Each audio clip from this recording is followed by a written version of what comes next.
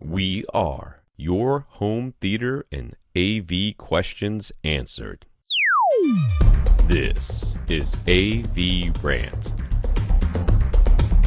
Want your home theater or AV question answered by Tom and Rob? Send it to question@avrant.com.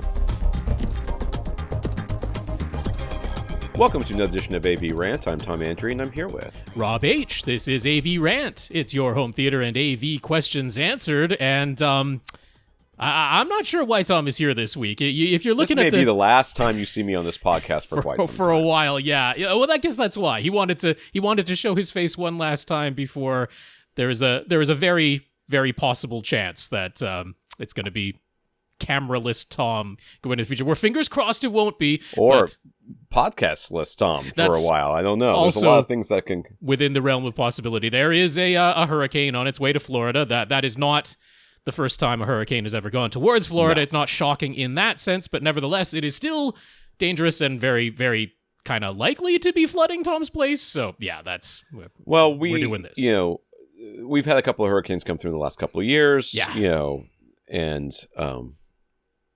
you know, a lot of people have a lot of things to say about why we're having more hurricanes now than we've ever had before, and so the people that are scientists are the ones you should be listening to, and they basically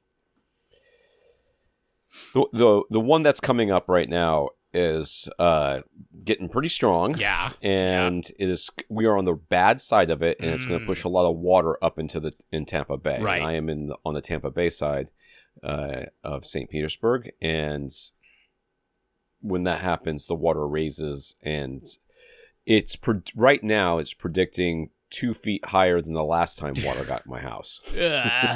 and you're like, oh well, didn't you do something to stop the water last time? Yeah.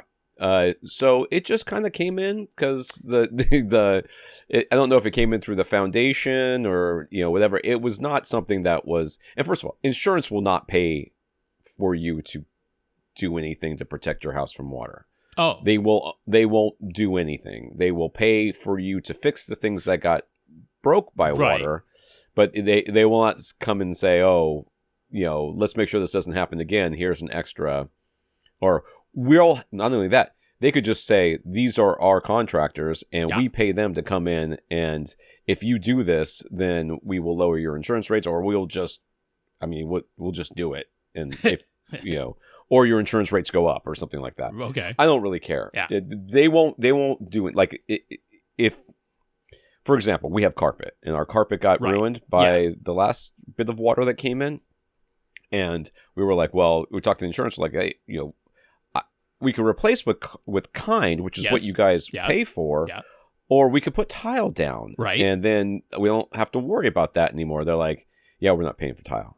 Oh, yeah. I mean, you would have to pay for whatever the difference is between carpet versus tile. And that is more than just the floor finishing, because to put tile down, you have to fully level the floor, whereas carpet, you don't. So your floor probably wasn't fully leveled, so they'd have to do all the thin sets. It's not just probably. I've seen this floor. It is not. So it's, that's involvement, and you would have to cover all the difference of that. That's pretty standard as far as insurance It's standard. Goes. So, our house did, during that flooding event, we had everything sandbagged up. All the entrances to the house that could have let water in were sandbagged up, and the water got in not through those entrances. It just came in through other rooms. Yes, and anywhere the water can come in, it will come in, much like air. Yes. So I mean, there's almost like we talked to some experts that are like, man, this you've got this old brick on the outside, and it wasn't.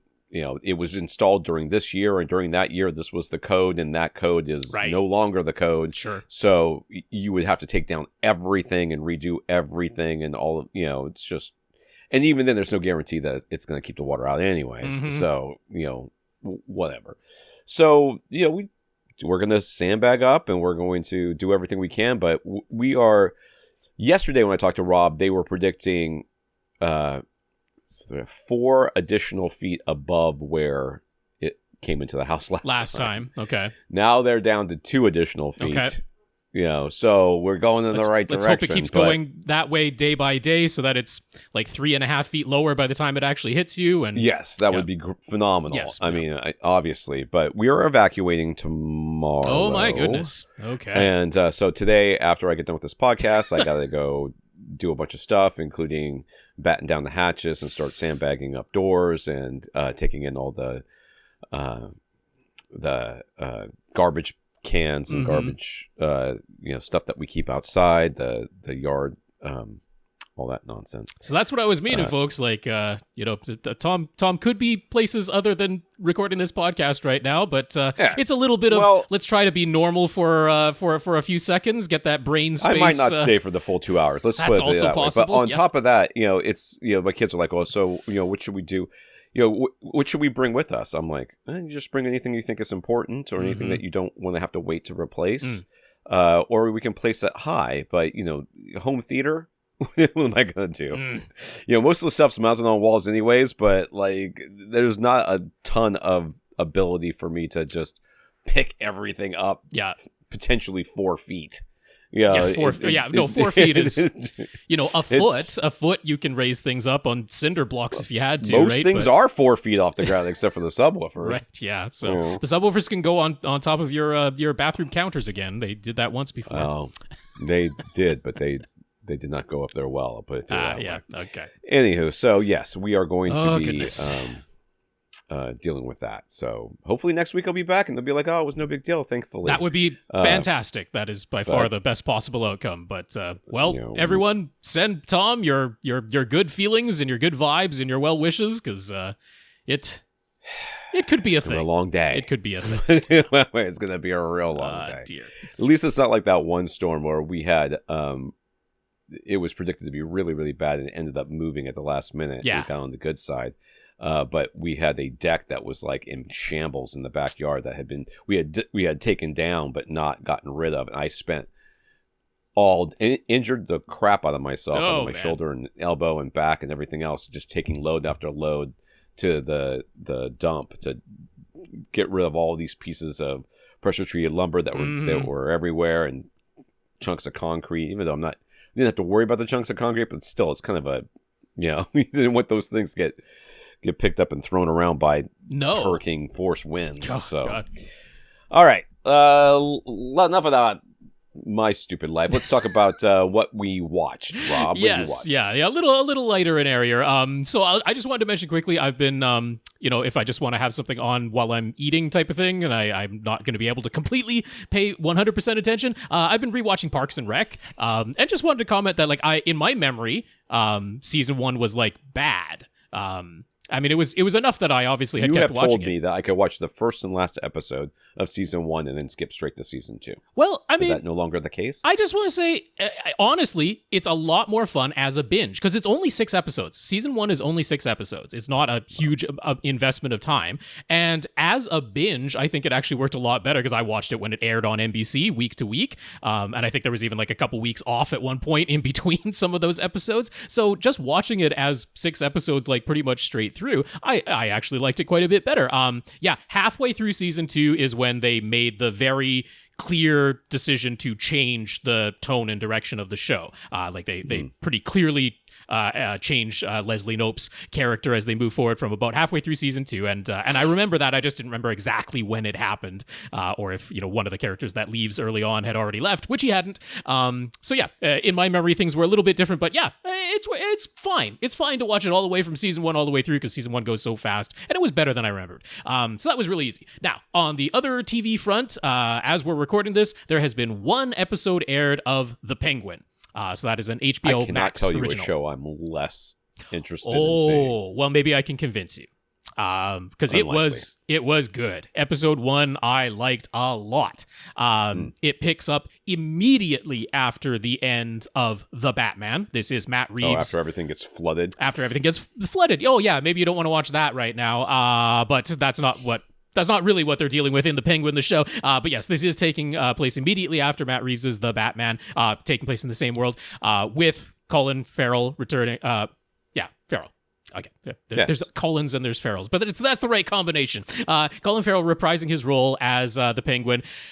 He is I mean, in the movie, he was pretty unrecognizable. He's completely unrecognizable in this role. He's so good, but he's completely unrecognizable. If they don't win awards for the makeup in this, I would be absolutely shocked, like an Emmy, because that's what it would be going for. This wouldn't be Oscars. It's not a movie, but if they don't win an Emmy for the makeup, I would be kind of shocked. It's certainly going to get a nomination, if not the win. But yeah, I mean, you don't see Colin Farrell at all. Like, even his eyes, it doesn't look like it. It's really kind of amazing. I did not know that was Colin Farrell in the Batman. Exactly. That's just it. So it's a remarkable performance. Now, he's joined by Kristen Milioti, who, love her from oodles of things. And so she's having fun in this because she finally gets to play an out-and-out psychotic villain.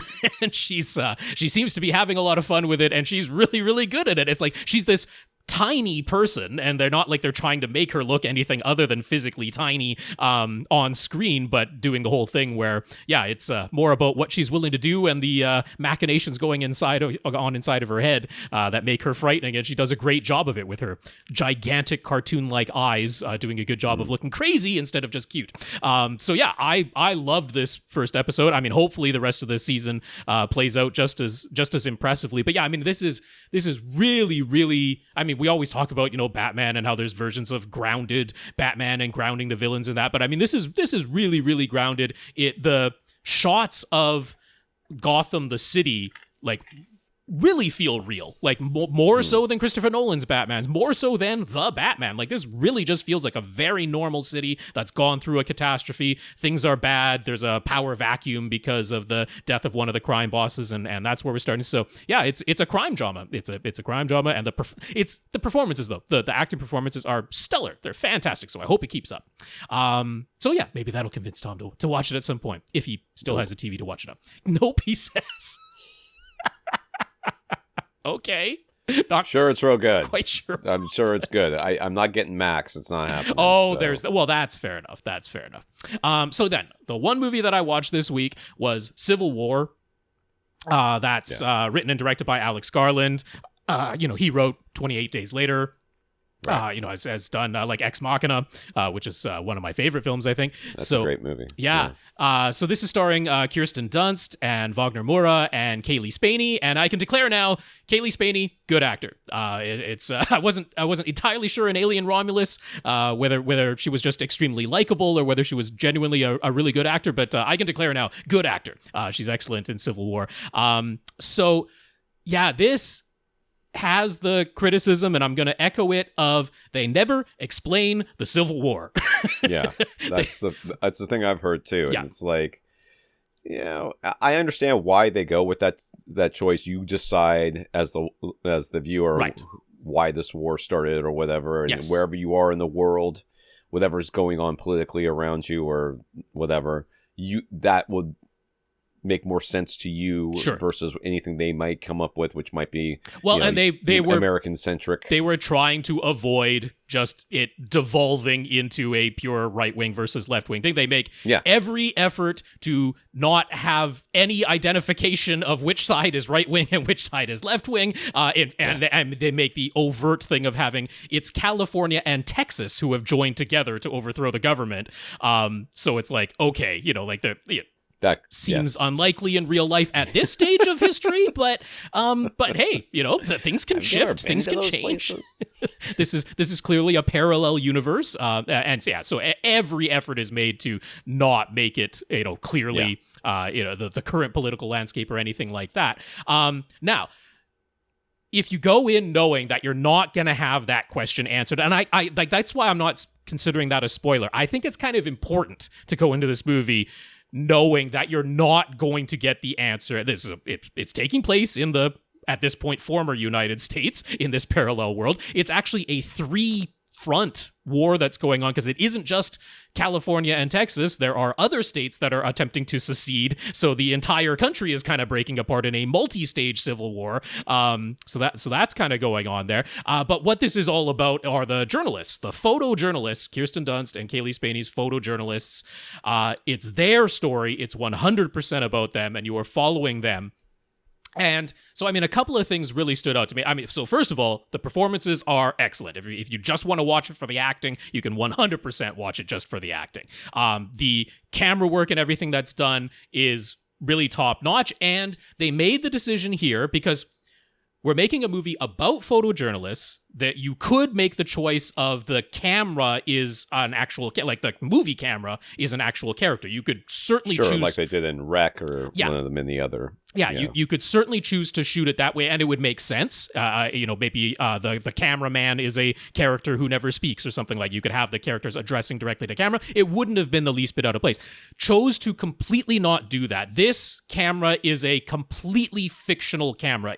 The camera absolutely does not exist within the world that we're watching. It is a godlike camera that has no physical place in there. So I was noticing it more towards the end of the movie. It's almost this strange juxtaposition of some of the shots are like embedded as though it's a person holding a camera with the camera shake and things that are going on in the actual military war portion of this movie, which is all towards the end of the movie and is a fantastic home theater demo. There's oodles of home theater demo stuff going on at the end of this movie if you just want to watch it for those purposes.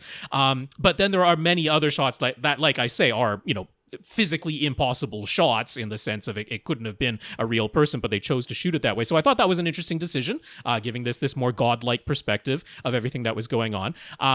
But then the actors like Kirsten Dunst, I thought was pretty brave, honestly, as an actor, to let herself look the way that she looks in this movie. I mean, she looks as though she's not wearing any makeup. I'm sure they have makeup on her. It's a movie, but like the makeup styling is purposely to make it look as though she's not wearing any makeup at all. Sure. She allows herself to be shot from unflattering angles, like actors know what is their good side. They know how to find their light and they know how to make sure that the little bit of double chin that we all have, you never see that, right? In a glossy movie, you never see any actors with like that tiny, like it's not that obviously Kirsten Dunst is a thin person and doesn't have a double chin, but like anybody, if you turn your head a certain way and like crinkle your neck down, you're going to get that little bit of double chin or whatever. And it's like, usually you never see that angle in a movie. And she's like, no, that's fine. Like, they shot from realistic angles and allowed her to just not always be photographed from her good side type of thing.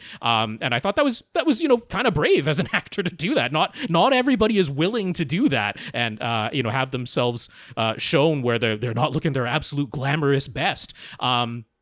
So yeah, I mean, I like this movie a lot, but it's almost impossible to, even knowing going in, not get it out of your head. It's like, you kind of want the explanation and you're just never going to get it. You have to make your peace with that. You're never going to get your explanation of what happened to the United States to get them into the situation that they're in. But I thought the portrayal of like how quickly, once certain parts of infrastructure are gone, once the cell towers have been taken down, like how quickly the United States could very believably devolve into the state that's depicted, in the movie there. It was a very believable portrayal. Just unfortunately, if you cannot get it out of your mind trying to explain what the heck actually happened, you're never going to find that. So it's distracting to not know. It was a bit, it would have.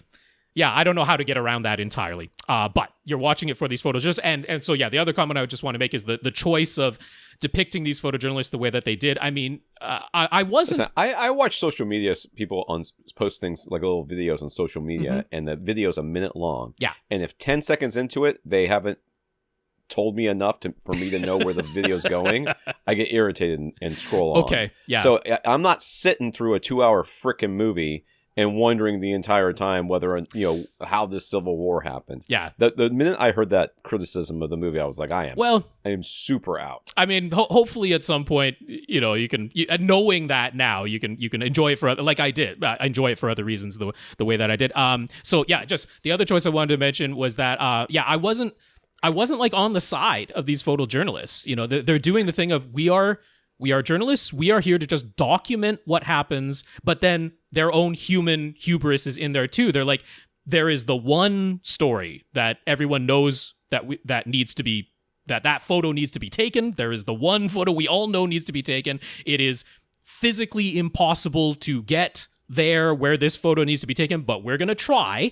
And all the people who die along the way, all the people they do not help along the way, all of the horrible things that they are exposed to and that they see and that do affect them because they are human beings, but they try to compartmentalize it all and just say, we are just here to document what is happening. I mean, they are making, as just if you were a person with a conscience, like unforgivable choices these photojournalists are making, that you can't make these choices, but it's all under, and I mean that press badge becomes a shield in so many ways, and I mean that's what the movie is commenting on. It's not as though that's an accident. They're commenting on that in this movie, and to great effect. So this is not a feel-good movie at all. I didn't like anybody in this movie. It has that, but I still empathized. I still cared about them, and the performances are so strong that I enjoyed it on that front for sure. So yeah, it's an interesting movie, a very interesting movie. You and I like completely different movies, I'll be honest. Okay, with you. yeah. I don't think that we are the same. No, we are not, and that's okay. Yeah, I mean, you're wrong, but... Gotcha. That's fine. What did Tom watch? Okay, what did I watch? I watched a bunch this week, which is unusual, but I did, mostly because... for once, we didn't have a weekend full of crap to do, and my wife is like, she doesn't want to come in and start watching TV until right before she wants to fall asleep. Sure. She's like, come in here and fall asleep anyway. So, she comes in here around 9 or whatever, and we started watching New Girl, which I've tried to get. There's a couple of shows like The Blacklist and New Girl and Parks and Rec and a couple other ones that I've tried. We've seen the first episode 2 or 3 times. And okay, she never remembers it. It doesn't engage with her or whatever, but this time New Girl did. Okay. So now we're working our way through season 1. There's all right, a bunch of them. So, and she's really enjoying it, which I do too. I mean, unfortunately it's filled my social media feed with like podcast clips from the cast talking about the show, and I'm finding out all this information about behind the scenes, and it's like taking over my stupid life, which is annoying. But it's a great show. It was a funny show. It's maybe not great. It's a good show. Certainly very funny. Schmidt is alone worth watching. Well, and I guess it was a weird thing, like first episode where they had to change out one of the roommates, right? Because it was one of the Wayans brothers, right? Was there originally? Yeah, one of the Wayans brothers, and he ended up getting cast in 2 shows. Yeah, that's New what it was. Girls, okay. And the other one was like, I don't know, something about sex. I don't remember. It was like a bunch of relationships. I think it was also a comedy. I never, obviously nobody watched it because it got 1 season and it got canceled. And then they eventually brought him back. So yes, that's they right. stuck. Yeah, he did come back. They did bring him back eventually. So Winston is like, they're like, you also play basketball, and you're also black, and you're also, I mean, it's like, they're like, we don't know what to do with you. So the first season, he's just kind of like, they're trying to do something with them. Mm-hmm. They're not really, they haven't really figured them out. And then, like I said, I've been watching behind the scenes, and he was talking about that, the actor who just won an Emmy, I think, or something. Yeah. Or best supporting. I'm forgetting all kinds of stuff, but that sounds right. Anyways, right? So now he's all over social media talking about all kinds of stuff. But he said that it wasn't until the Wayans brother, whose first name I forget, came back, and then they're like, okay, now you can be not different. Just be him. Yeah. Right. But not the same. We won't call you Coach. Coach will come back, and then you can just go be the weird cat guy. So, which I think is what ended up happening. It ended up getting super weird. And the prank thing too, I remember with him. Anyways, So been watching that. That's fine. Watched the first 2 episodes of Agatha. All Along. Yes. On Disney, which was I thought good. Okay. It's interesting that they are they're taking so much clearly. Okay, first of all, they had a come to Jesus moment over there at Disney, and they were like at Marvel, and like, listen, we just can't keep pumping out crap because even the stuff that wasn't great, I still liked it. Yeah. But it definitely felt like we have a good 2 episodes. We'll put them at the beginning and the end, and then in between, just whatever the heck we feel like doing. There's a lot of that, and I felt that way about The Mandalorian as well. So don't come at me about Marvel, but they definitely had the come to Jesus moment where they're like, listen, we got to start putting out good stuff. So this seems to be more going in that direction. We'll see. It's only been 2 episodes. But they're also taking their time, which means people are like aging. What's her name who plays Agatha, whose name I can never remember. She looks visibly older than she did in the previous ones, which is fine. I think they actually kind of. I mean, has it been 3 years since WandaVision? Since WandaVision, yeah, because that's how much time has passed in the show. It might be more in real life. I can't remember. Yeah, so it's been a while. I think that's how much time has passed. Yeah. Anyways, in the show, I think that's what they said. They said 3 years or 3 months. I think it's 3 years. Mm-hmm. But anyways, so so far I'm kind of liking the direction it's going in. You can see some of the things that are they're kind of setting up. We'll see. We'll give it a go. But I did watch 2 movies, and that's more of what I want to talk about today. So I watched. Apparently, it was watch a movie that you didn't know was a director of a movie that you really loved, and found out at the end that it was from a director that you really loved, and then you found out. Then you just decided that they don't make good movies anymore. So Lucy was the first one, right. with Scarlett Johansson and Morgan Freeman. She's got drugs. The drugs unlocking the brain, the whole false thing of if you could use 100% of your brain, you'd have superpowers. Yep, that premise. Yes, which is not what anyways. No, So whatever, for a movie, it's all very stupid as far as that part is concerned. And Morgan Freeman can describe anything to you. You're like, well, that makes perfect sense. That's right. Yes. Except for this movie where you're like, I don't know. I don't know how you came to those conclusions. It's like if you want to unlock 15%, then you get control over your body, and then 25% you get control over other people's minds. I'm like, why? Why would that be the case? Like, how did you come up with that? Video game brought to life. Anywho, it was Scarlett Johansson is instantly, as far as I'm concerned, empathetic. Okay. She can you care about whether or not she lives or dies until you turn her into a robot, which is what she is in this movie. She's just like, I am so far mentally above everybody else that I'm not even human anymore. So she acts like this weird robot thing, and you're like, she seems to care about people, but at the same time, she just is just causing mayhem everywhere. It's like this. There was more budget for special effects than there were for writers, for sure. Oh, cool. Because this movie had a ton of special effects, and towards the end, you're like, okay, so are we just gonna keep seeing planets and stuff? Like, what's going on here? Like, why are we still in this scene? Why isn't it going back to the gunfight that we were just watching? And they're like, I ran out of bullets or something. Anyways, it was fine. Okay. I guess it was fine. It's a good home theater demo. It's got some. The end of it was dumb, super dumb. It's got some good low bass notes. It's got some bright HDR. Yeah. Yes, it does have some good HDR. I'm a bad guy, and I have no motivation other than just to be bad. Irritates me. Like, it is not that hard to give a bad guy motivation or a bad person motivation. It's not like, oh, we're all Asian, therefore we're evil. Okay. Did you say you had watched Madam Web? I did not finish it. Didn't finish it. You tried to? I think I got to the train scene. That might be the epitome of this bad guy is bad for absolutely no reason. I know. What is that guy's problem? He's just like, I'm bad, and now I know people are trying to kill me, so I want to kill them first. I mean, I think they're going to try to kill me. They might. I have a dream about it. I had a dream that they would, so I have to find them and do it a real. So anyway, the other movie I watched, because we have Peacock, and I'm trying to go through some stuff on there before we cancel that absolutely atrocious service. My wife is so irritated with the ads. I will say that if you watch a movie, at the beginning of the movie, they're going to make you sit through 2 or 3 minutes of commercials, but after that, once you start the movie, every time you go back to it, because I had to keep going in and out because people would come in and out of the room, it never makes you watch any more commercials throughout the entire movie. So I started the movie, left the room, came back, and then watch. Other one I watched was a Peacock original, I think, called The Killer, of which there are a number of movies. There are several with that have that name or a name very similar to it. So I have linked up the IMDb. And there's the fairly recent movie just called Kill, and this is not that. That's not that either. A different movie. No. So The Killer, which is directed by John Woo, who, again, I mean, when I was in college, I was watching import John Woo movies with Chow Yun-Fat and just like super geeking out on everything and how awesome everything was. This is not that.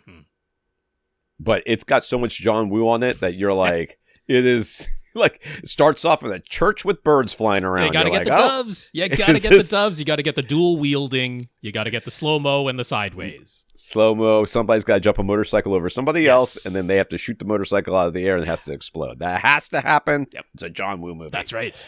So, the biggest... there's a lot of problems with this movie. the most egregious one is motivation, and that there is none. I mean, there is like the killer person is like, I've decided not to kill you. Why? It's unclear.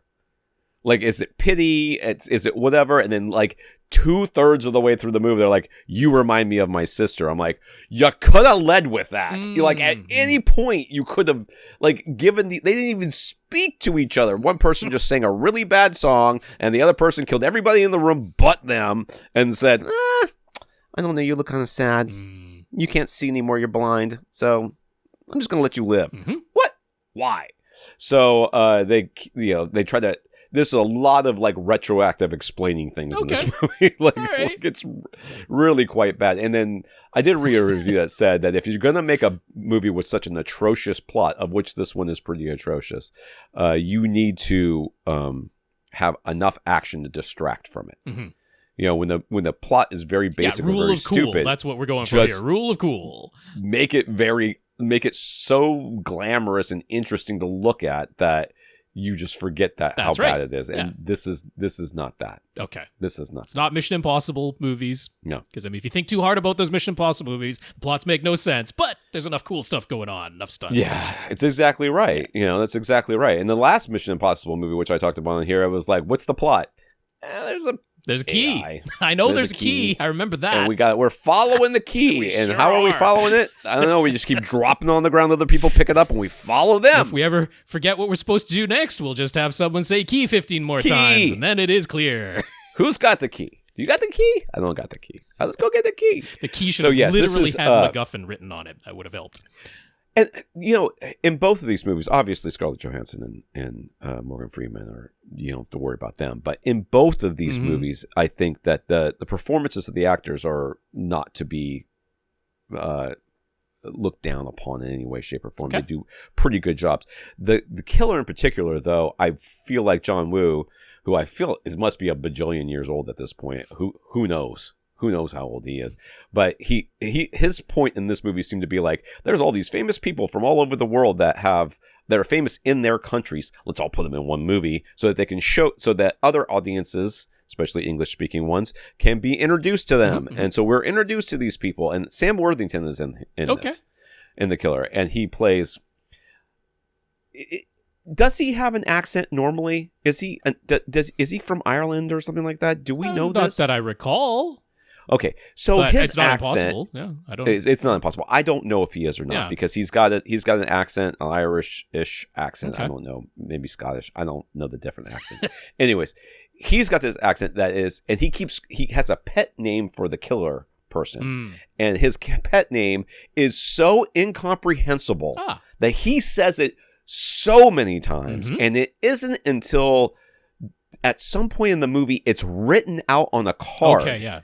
And I look at it and I go, well, I still don't know. That's what he's been saying? Oh, okay. That's what he's been saying. He like describes it. I need subtitles on, but even with that, I couldn't even sound it out. It doesn't make any sense whatsoever. And so I don't know what's going on. He was actually... I mean, he was really quite good in this. It's like you kind of knew where. I mean, there was no surprises anywhere in this movie. Honestly, John Woo movie. The good guy and the bad guy face off against each other with guns in their faces. They're just gonna go to the side a little bit and shoot other people behind them to save each other, and then now they're besties. I mean, there is no shocks. There's no surprises going on in here. But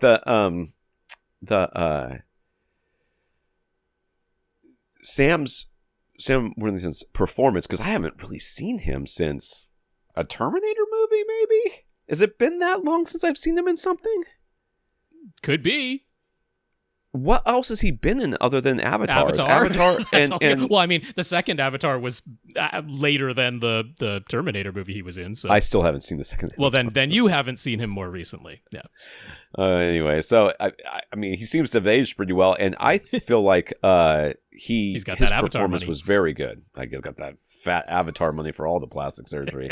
But yeah, I mean, it's got like on IMDb, it's got like a 5.7 out of 10. I feel like it's very generous. I'm gonna be honest with you. All right. It is not very good. But that's the one we needed to spend all the time talking on. Well, last thing before we get going, Tom is in the same chair as last week, so he sent me the link, but I forgot to put it in last week's show notes. So I'll have it in this week's if you want to know what chair Tom is sitting in. Yeah, there you go. You can go order the chair. That's right. All right. So yes. Yes.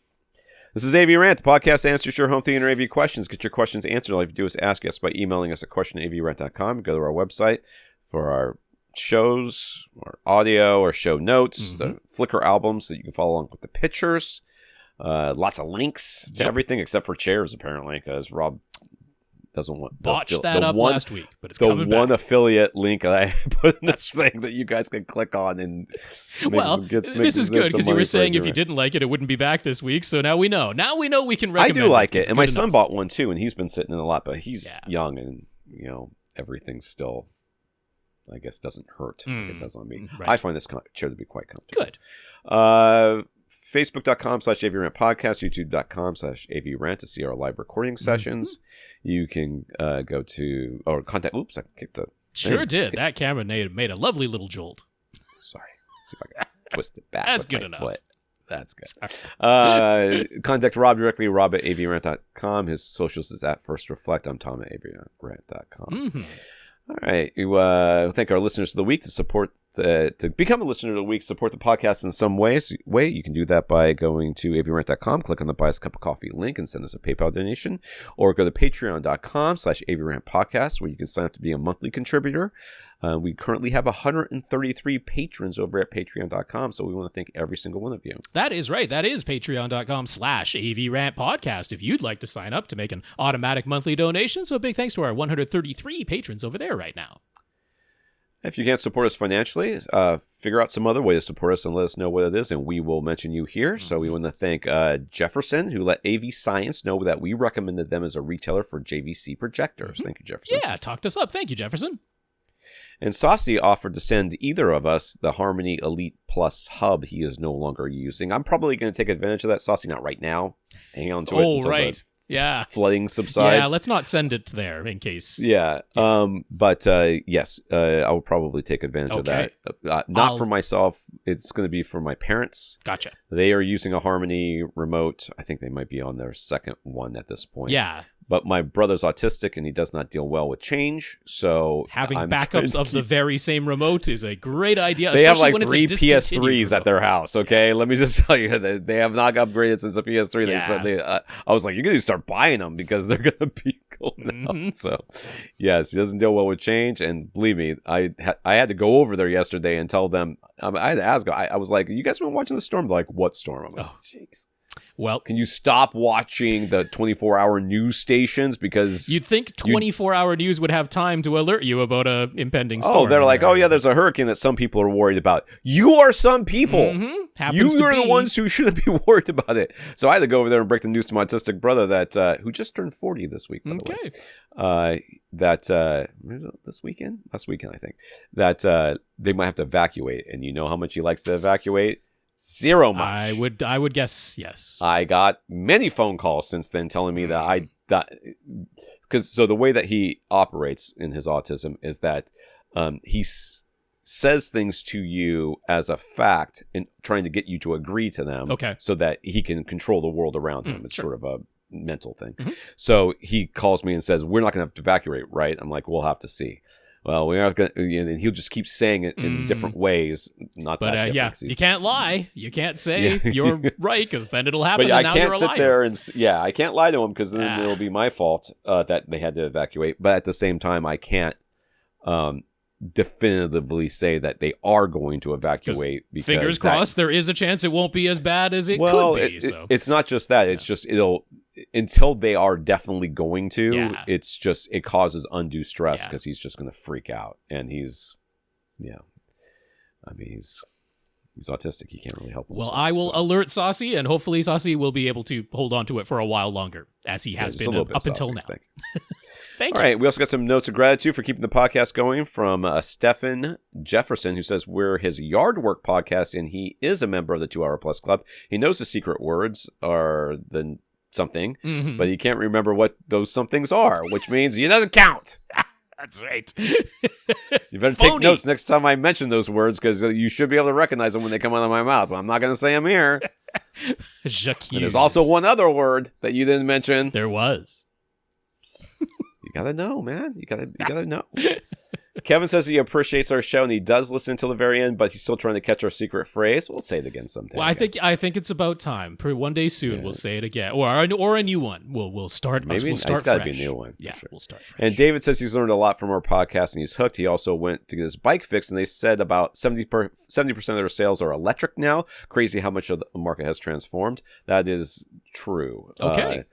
Watch that electric number absolutely go into the toilet the minute they make some sort of law about having to wear a helmet. Oh, I see. That's what's going on. So, if you're not old enough, Rob, I don't think, but when I was young and in high school, there were these mopeds with pedals on them. Yep.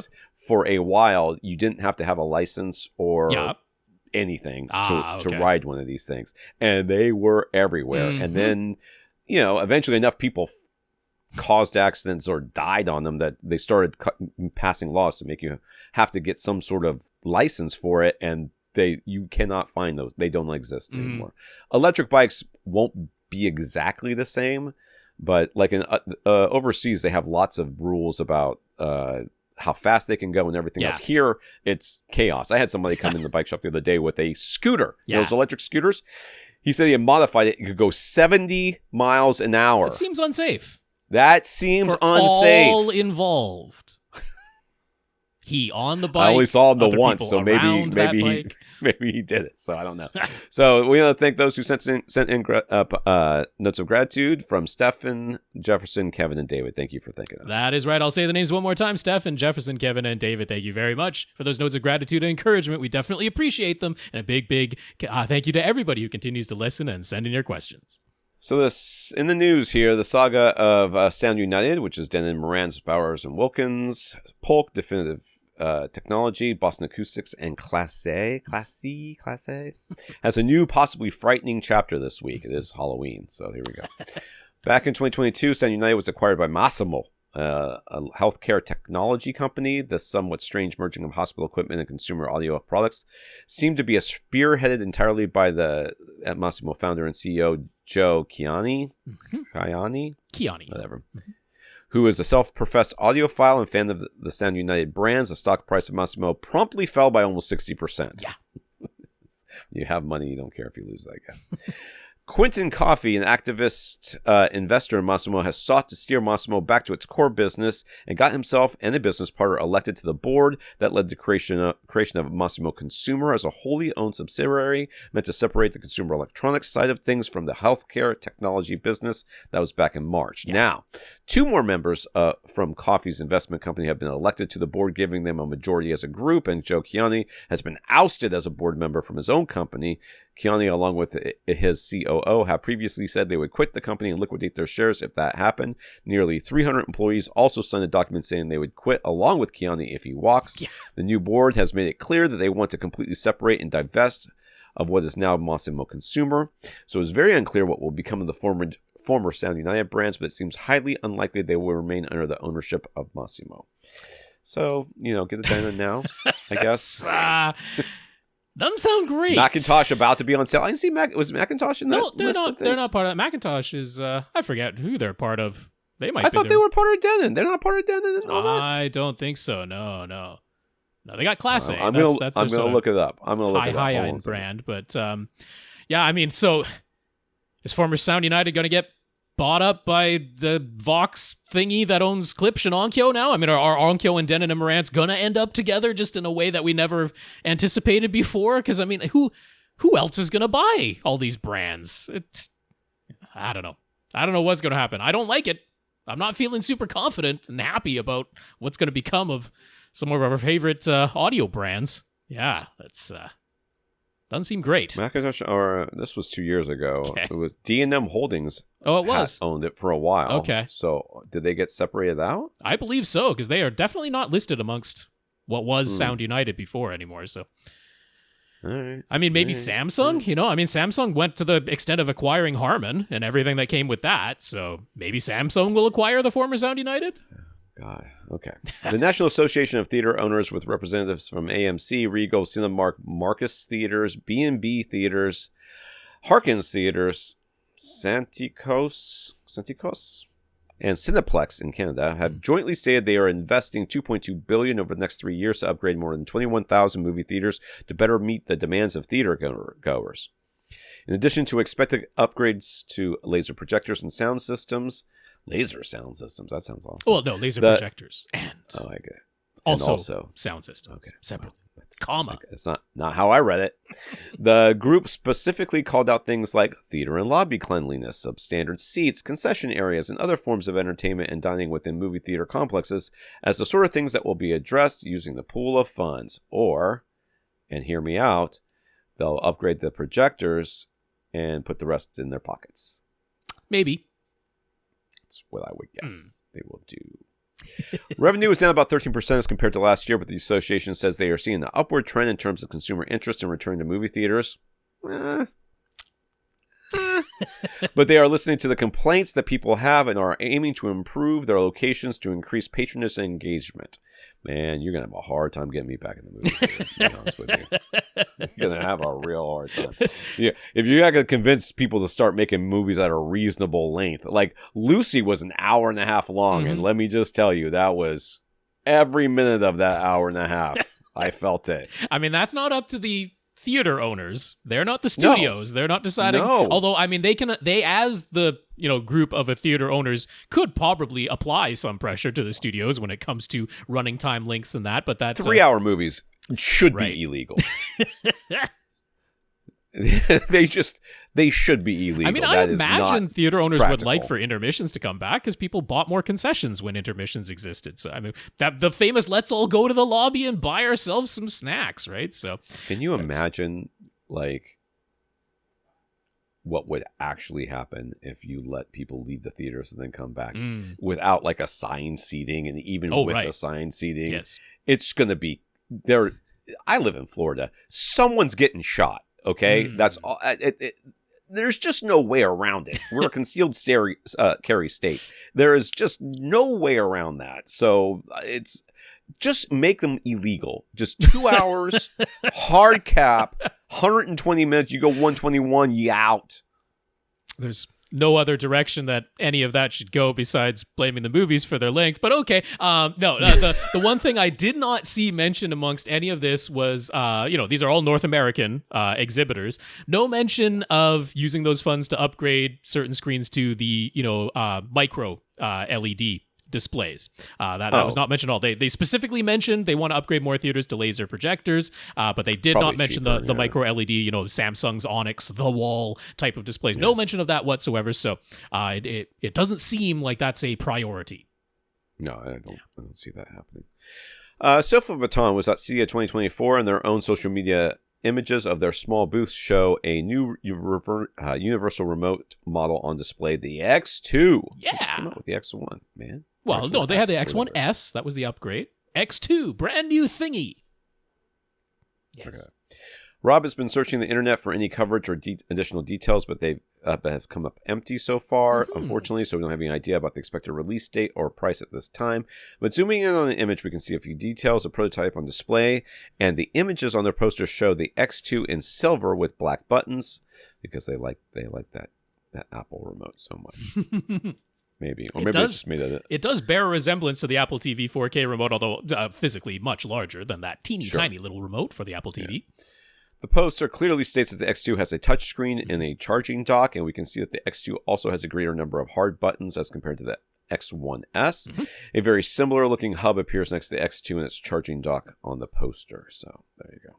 Yeah, I'm excited for this because I will admit, while I am using my Sofabaton X1S, so it has a little OLED screen. That's how you tell what device or activity you're controlling, and that's where the soft buttons exist. But it is not a touch screen. Everything you do there is controlled via a little thumb scroll wheel that only goes up and down. There's no side-to-side movement, thankfully, honestly. But there's a little scroll wheel that you control with your thumb up and down, and then you click that very same scroll wheel to make your selection that's been highlighted on the little screen above. That's all on the X1S.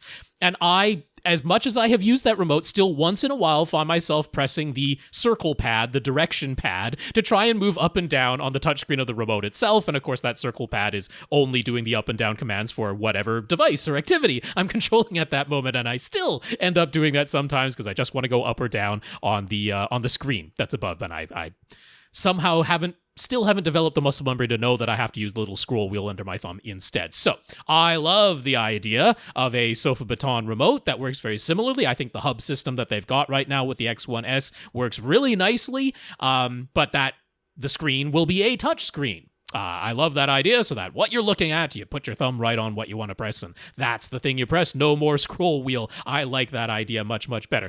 I would 100% expect that this is going to cost more than the X1S. The touchscreen is going to cost more than the solution they have on the X1S, including a charging dock is going to cost more than a USB cable, which is all that's in with the X1S right now. But yeah. Sofabaton has not been going crazy with the prices. They've been keeping their prices under control. So if this thing turns out to be $300 plus, I would be surprised. I'm not anticipating that, but I don't know. And I am disappointed that I have not seen coverage from people who are at CEDIA. Apparently nobody checked out Sofabaton, or if they did and they got some B-roll footage, it's way down on their priority list. They may have a NDA sort of thing.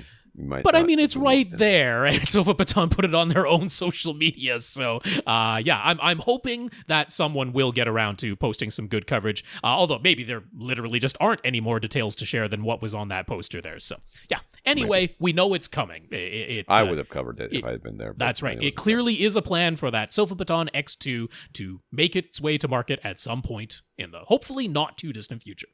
So Macintosh Labs is owned, according to Wikipedia, by Highlander Partners. Okay. Which I think got acquired in 2022. So gotcha. There you go. Before that, they were with D&M, I think. Anyways, doesn't matter. Comments here from listeners. Vince heard Nick asking how worried he should be about getting his PS5 Pro pre-ordered right away. We mentioned that pre-orders begin on September 26th ahead of the November 7th launch date, but that September 26th pre-order date is only for PlayStation Direct. Other retailers like Best Buy, Amazon, and Target will start pre-orders on October 10th. Mm-hmm. Amazon even specifies that it will be 10 a.m. Eastern time to be very exact. Walmart and GameStop are expected to offer pre-orders starting October 10th as well. So Nick and everyone else should have multiple opportunities to secure a pre-order for Sony's new $700 console. And don't panic if you don't already have your pre-order placed on September 26th directly from Sony. So there you go. That was a correction that I was not aware of and didn't state. So, Vince, thank you for the correction and the update. And you can absolutely give a try September 26th. I mean, that is the day you're hearing this audio-only version if you're doing that. But the YouTube version will have been up one day before. You might have seen. But Sony Direct, PlayStation Direct, is the only website where you can make that pre-order on September the 26th. If you miss out on that, you'll have to wait until October the 10th. Questions. Henry. A version of this question has been asked before, but like lots of home theater fans, Henry has paid attention to all the news out of CEDIA, and just like Rob commented, sure does seem like prices are getting really high now. $6,000 is now entry level, with $15,000 and $30,000 being normal, and more or less what you have to pay to just get all the features you might want in a projector. Yes, and other items as well. Yeah. The $6,000 people have to make do with less. So Henry is trying to figure out, how do most people deal with the upgraditis and FOMO that this brings? Like, obviously everybody's financial situation is different. If $30,000 is nothing to you, it's easy and similar. $30,000 isn't nothing to anybody. Nobody just looks at $30,000 and go, It's definitely not painful to some people, though. It's not nearly as painful as it would be to me, that's for sure. That's right. And similarly, if $15,000 is utterly out of the question, then your decision is already made. Yeah.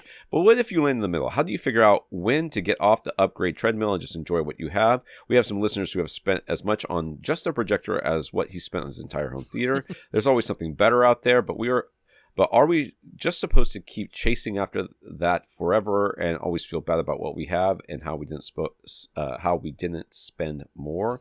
When does it end? Well, I mean, that's what marketing is. Marketing is the whole thing is to make you wish you had the better thing. It is very, very based on envy. Yeah. That's not really any question about that. The thing that because what you don't have when you have FOMO is experience.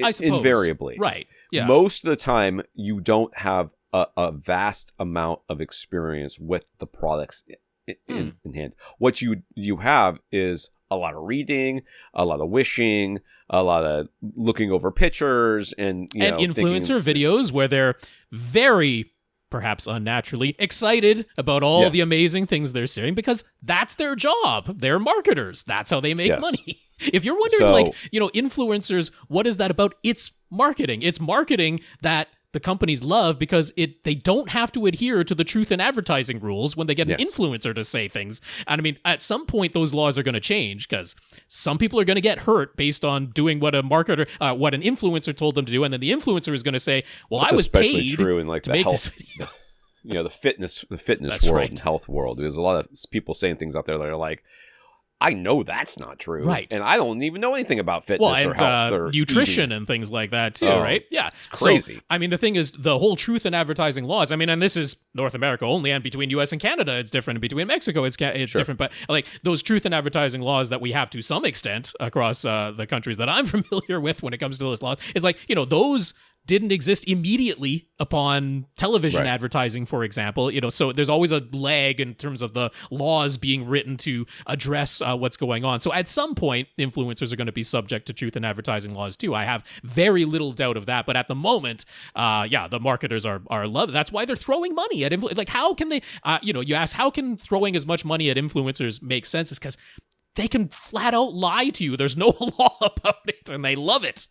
And again, I don't want to assume that influencers as a whole lie. I just think that they are, again, as I was saying, when you have that FOMO, when you are somebody who doesn't have experience with a lot of different products, it's very easy to get caught up in a lot of very interesting brain stuff that makes you believe that you're experiencing something novel and better, which a little bit of experience and a little bit of a more breadth of experience with different products will quickly be dispelled. You'll be like, well, that kind of sounds like everything else. Now that I really listened to a couple of things, it doesn't take much to...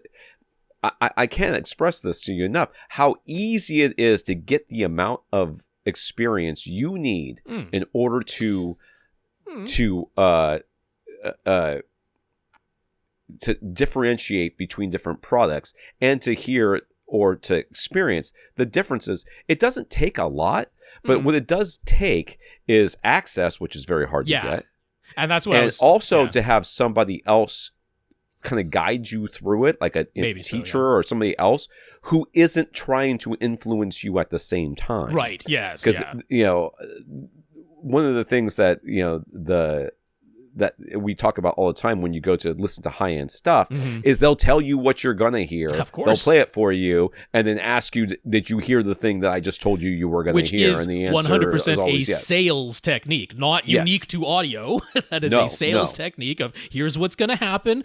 They do the thing. Whether you noticed it or not, wasn't that exactly what I said it was going to be? And everyone, because most people want to be agreeable with the high-pressure salesperson with whom they're speaking. So that's just a little human psychology and sales technique going on there. Right. Yeah. So, when does it end? I mean, it's not going to end on the marketing side, that's for sure. No. It's not going to end on the manufacturer side as long as the sales continue. that's not going to happen on their end. It's entirely the psychology on your end that's going to bring it to an end at some point. But yeah, I mean, it's psychology and also knowledge, because I mean, you can definitively, objectively, and in every single way say that one subwoofer is superior to another subwoofer, and you could, as a buyer, go, I want the best one, and which of these 3 or 5 or 10 is the best one? I'll buy that, and then you get it home and you're like, I turned it up to 1. Yeah.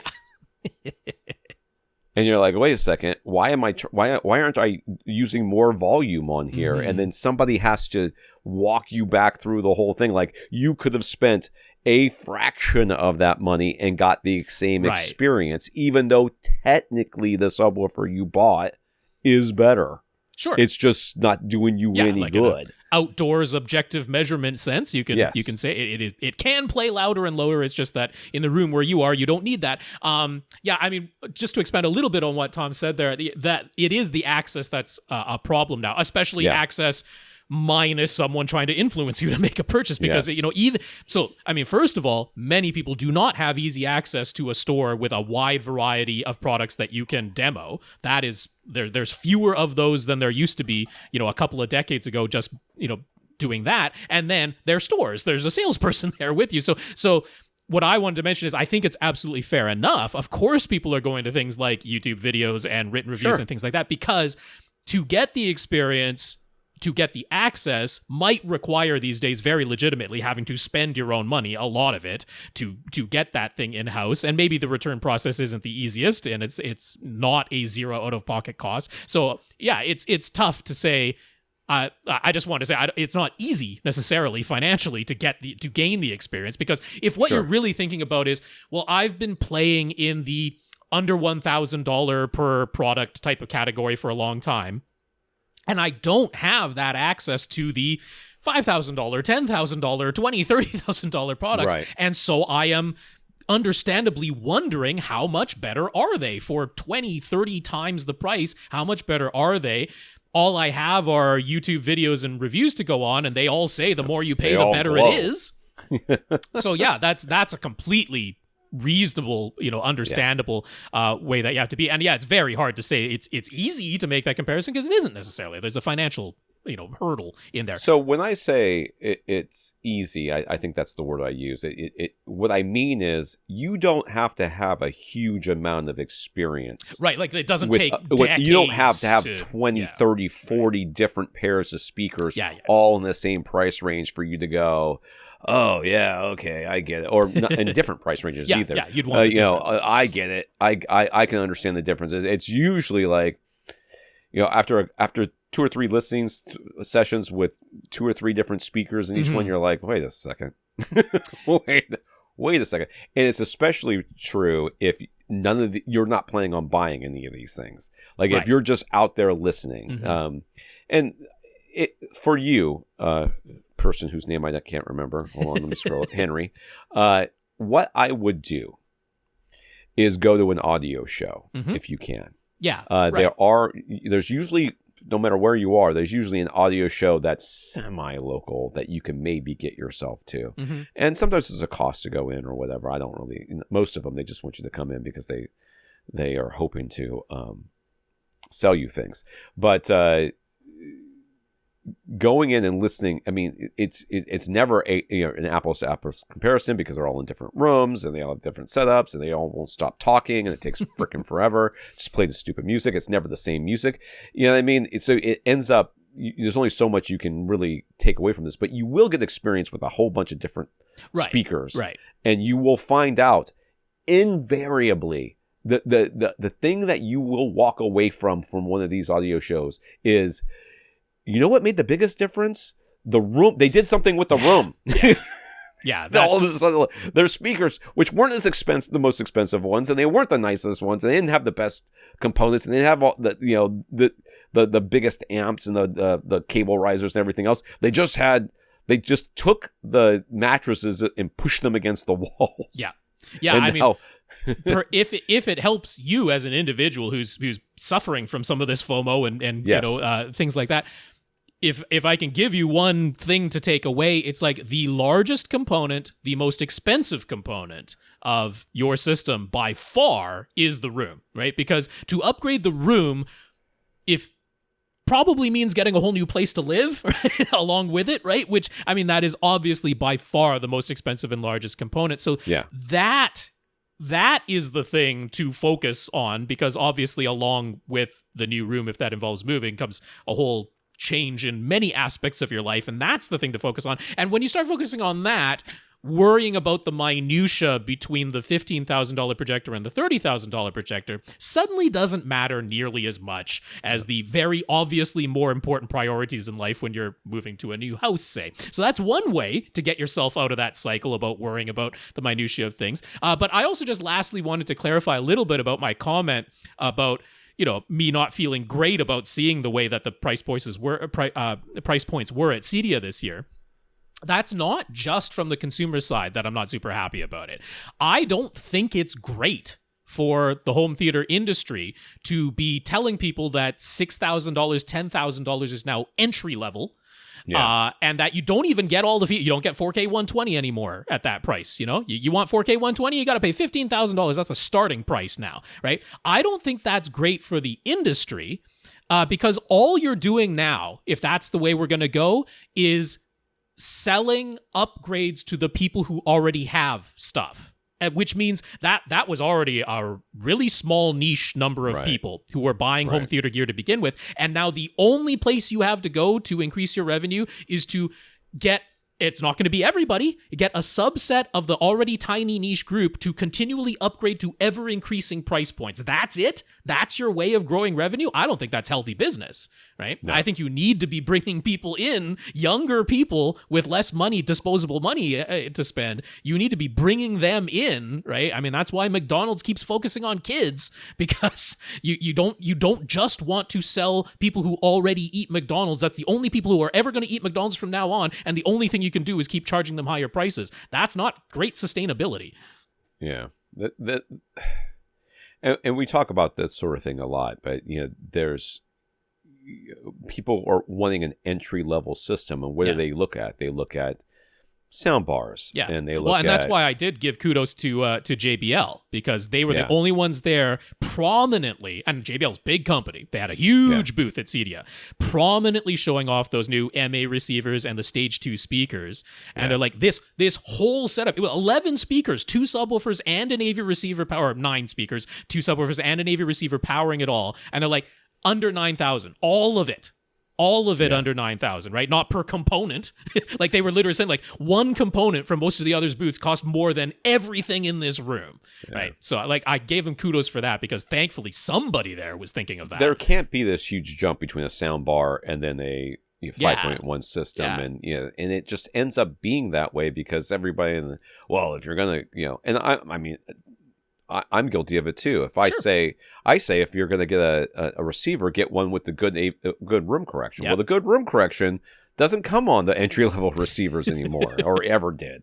It is hard. It is hard to because things I think are important, you might not think are important. So there needs to be these middle grounds here where we can. I would like it. It's not going to help with Masimo doing what they're doing, but I would like it. Yeah.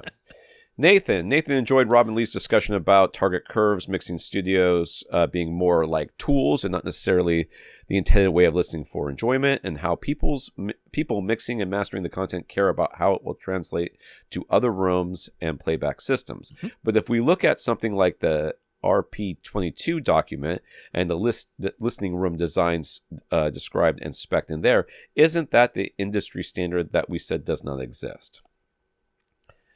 Strictly speaking, no. I mean, I think the RP in RP22 stands for recommended practices. And that's what it is. It's in a way an attempt to move us closer to some sort of industry standard when it comes to room construction, acoustics of a room, and then how the equipment is deployed within that room. It is recommended practices as agreed upon by a group of experienced people within the Cedia organization. But that's not an industry-wide standard. like I say, it's an attempt to move us in that direction, but we're not there yet. So I mean, yeah, that RP22. I mean, I talked about that with Joe. You know, I said right away as soon as that thing was published and made freely available, anybody in the public can freely access the CEDIA RP22 document. You know, I knew right away, and we have seen it, and Joe and I talked about it when he was on, how it's being used for marketing, and you know, they even kind of, you know, talked about that, how this isn't supposed to be about marketing. This isn't supposed to be we are going to build you a level 3 or a level 4 room. That it wasn't, or like this is a level 3 or a level 4 product. They didn't really want it used that way. The idea was it's almost more like a glossary.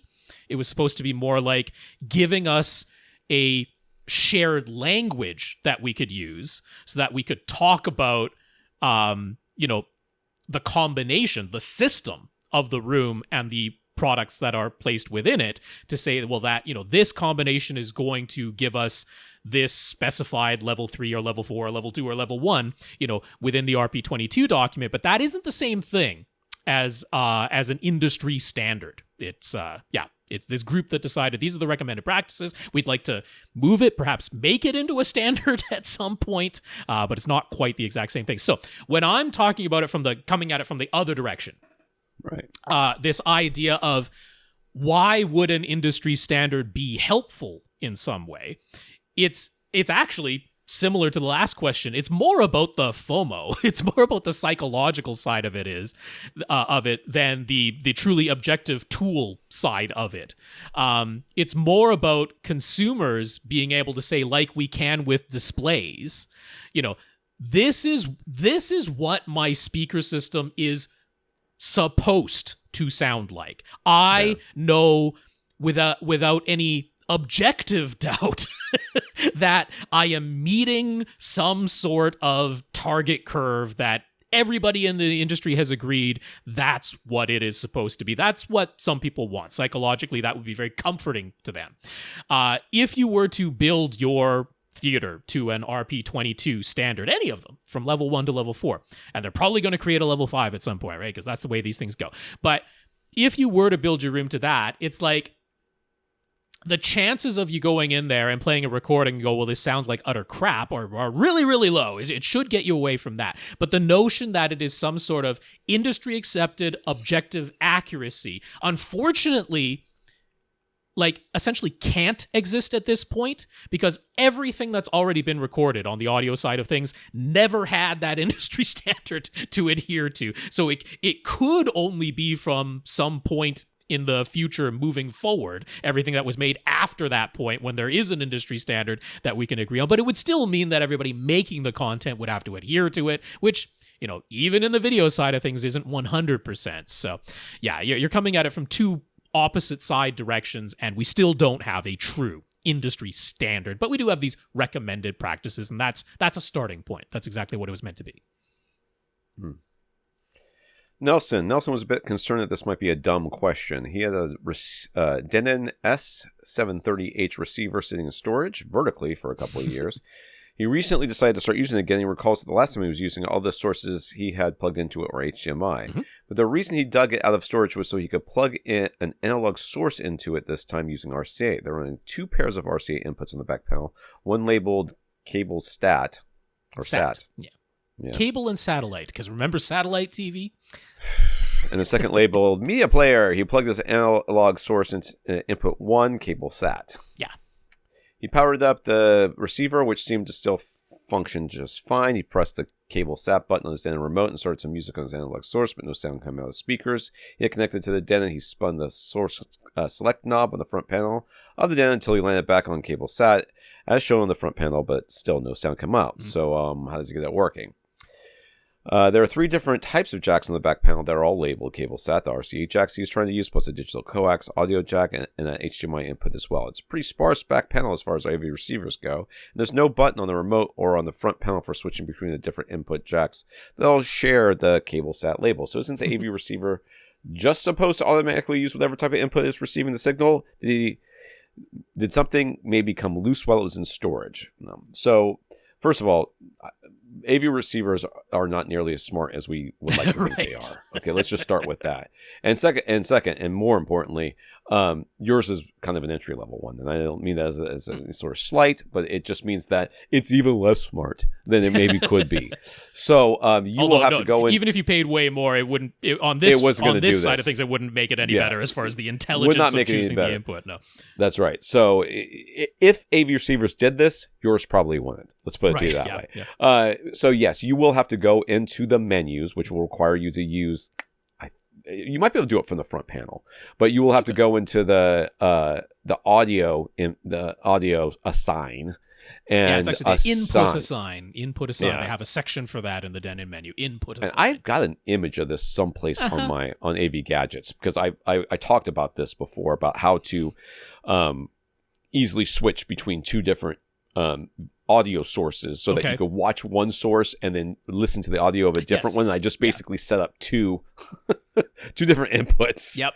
So that it's the same video input but two different audio sides. So the audio assign, you'll have to assign to the cable sat one the RCA jacks to it, because if not, it's looking for HDMI. Yeah, so by default, right, when you first take the Denon out of the box, there is that cable sat label. That's an input that you can choose, either pressing the cable sat button on the remote or spinning the source selector knob on the front panel, and you go through the various inputs. And there's only a handful in this one, but one of them is cable sat. And by default, they have taken HDMI input number 1, that is labeled cable sat on the back panel, and that's the one that's assigned to that cable sat source. They've taken the single digital coax input and labeled that cable sat, and they've taken number 1 of the RCA jacks, the analog inputs, and labeled that cable sat. And so by default, that is where that is. Now, you said your unit was in storage for a couple of years. Maybe at some point you changed that and forgot about it, right? You had reassigned the analog number 1 inputs to the DVD input or the TV audio input or the CD input or something like that. So that's something you could check quite easily. Go into the input assign. You can, in fact, just click the set back to defaults button, a one-click press, and it'll have everything back. Now you know that the physical, written on labels on the back panel actually line up with how things are assigned software-wise inside, because that isn't for sure that the written labels on the back panel actually line up with what's going with what. But if you set it back to defaults, it will be. So then you're going, okay, well, that's fine. That's the way it is. The analog inputs are set to cable sat. Why isn't this still working? There is another setting within the input assign. That's the input select. So there, by default, it's auto, and it's kind of supposed to do what you talked about. If there's an active signal coming into the HDMI input, number 1. If there's an active signal coming into the coax digital audio input, if there's an active signal coming into the number 1 RCA jacks, then that's what's supposed to play when you go to your cable sat label. But there's a hierarchy. HDMI takes priority. So right. I don't know, maybe you have a cable box plugged into your cable sat HDMI number 1 input, and even though you're not using it and you've put the cable box in standby, there's still enough of a signal that the Denon is like, well, I'm just going to stick on the HDMI input when I'm in the input select auto setting. I'm not going to go over to the analog audio RCA jacks, even though they're playing something, because I'm still detecting some kind of signal on the HDMI input, and it takes priority. So that's where you can use the input select settings to say, only use analog when I'm on this cable sat input, or only use HDMI, or only use the digital coax input. Those are manual adjustments that you can make, and then you can put it back to HDMI when you need it, or use a different HDMI input and assign it to a different source so that you don't run into this clash any further. But that's almost certainly what's going on here. Either that in the past, a few years ago before you put in storage, you forgot you had reassigned the RCA jacks to a different input name, or blanked it out. You can blank it out. That's also an option. Or it's this input select. That's almost certainly what's going on. Not a dumb question, by the way. It's not not the most intuitive thing. It's not immediately noticeable, and there's no dedicated button for it for you to press either. AV receivers. Yeah. And user-friendliness. Yeah. There's a learning curve, my friend. Believe me.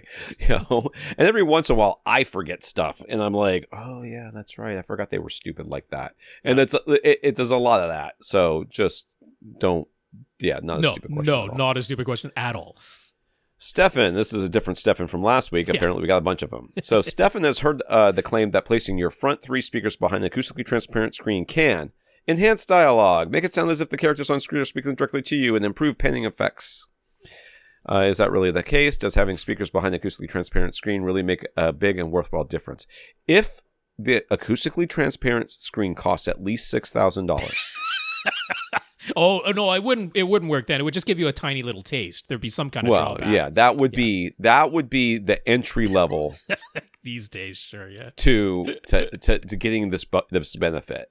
But if you really want to get the benefit, you got to spend $15,000. But if you want to be transported into the movie physically, you need to spend $30,000. Yes, it's getting there. That's actually, as much as we are tongue in cheek and joking about, it's not really that far off the mark as far as what's being marketed to us these days.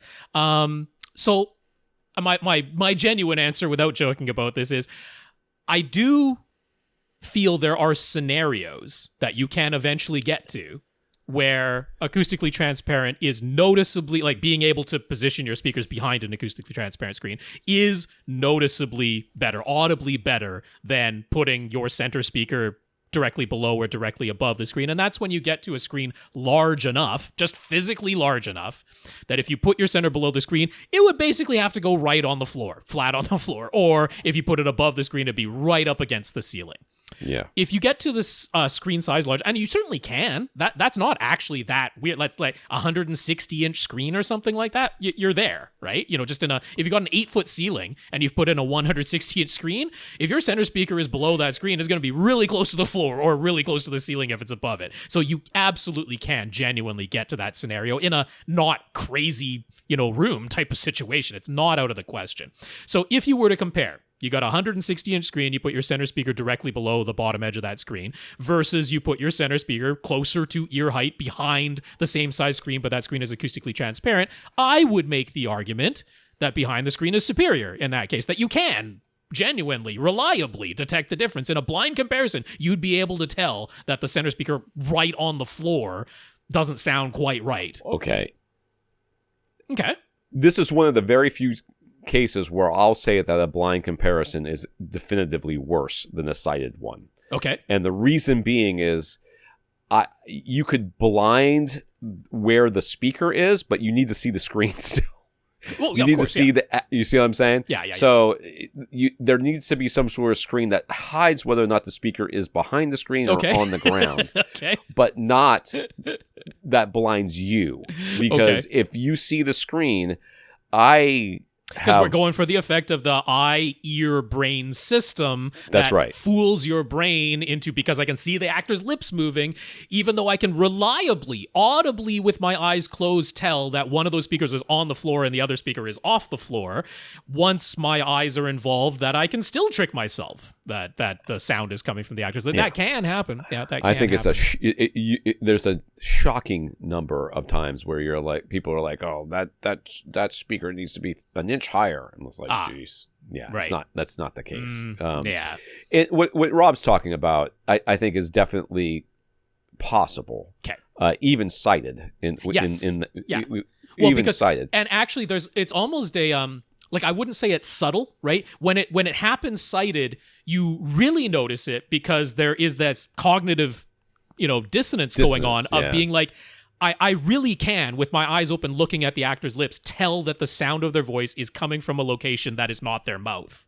And when you hit that threshold, it actually is like bothersome, right? Because you're like, I'm looking at this mouth and I'm hearing this sound and they just don't line up. And that just bothers us. It instinctively bothers us. So yeah, that it's not subtle when it happens. There's almost like a line in the sand, and you cross it, and it's very clear which side of the line you're standing on when you hit that sort of threshold. Yeah. So yeah, is it really the case that can be sometimes? No. I say you can get there, but most of the time when we're talking, I think that if you took a hard line stance that it never makes a difference to put a positive difference to put speakers behind an acoustically transparent speaker, which is exactly the opposite of what was said. Sure. I think you would be more right more often.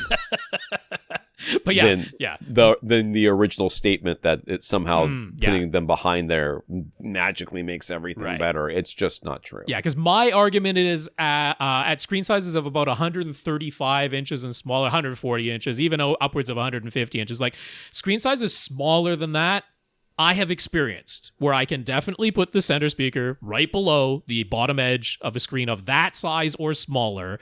I'm watching the actor's lips move and my eye, ear, brain system goes, that's where the sound came from, the mouth that I'm looking at. And yeah, like Tom just said, maybe if I actually did it without the image on screen, I would more easily be able to tell the height of the center speaker comparing two different I bet if you centers of two A-B different them, heights. if you were able to A-B the center speakers and you'd be able to tell somewhat. Yeah. Because remember, your ears are pretty sensitive to that sort of thing, as long as it's in front of you. But height is still not the best. Left to right is better for us than height. Because, if something is height changing, we often want to cock our heads to the side to tell if there's any difference. To tell if there's a difference in the height, and you're not going to do that necessarily while you're watching TV, actual images on screen. I wanted to make another mention because the first thing that comes to mind is the center speaker, but there are also the front, left, and right speakers that could go behind a screen. And the thing there is, it very much depends on how close you're sitting to the screen, what type of field of view is being occupied, because we have an industry standard when it comes to movies about how far apart your front, left, and right speakers are supposed to be. And we have guidelines for the recommended fields of view that are suggested. And you can certainly have it where it lines up really close, right? Because one of the recommendations is that your field of view is about 45 degrees, that the left edge of the screen to the right edge of the screen is a 45-degree angle. And the closest together your front, left, and right speakers are supposed to be, under all the Dolby diagrams and everything, is plus and minus 22.5 degrees, exactly 45 degrees, right? The tweeters of the speakers would be right on the edges of the screen if it's exactly a 45-degree field of view. So if you're a person who likes a larger field of view than 45 degrees, and nothing wrong with that. You like a 50, 60-degree field of view, absolutely, knock yourself, go for it. You're sitting closer. Then it will probably make sense in that scenario to have your front, left, and right speakers behind the screen, because they're supposed to be between 22.5 to 30 degrees, plus and minus, 45 to 60-degree spread. So even if you've got a 50-degree field of view, that's how close you like to sit, you could still have your front, left, and right speakers to the outside edges of that screen, not behind it, and you'd still be well within the industry standard placement options for front, left, and right speakers.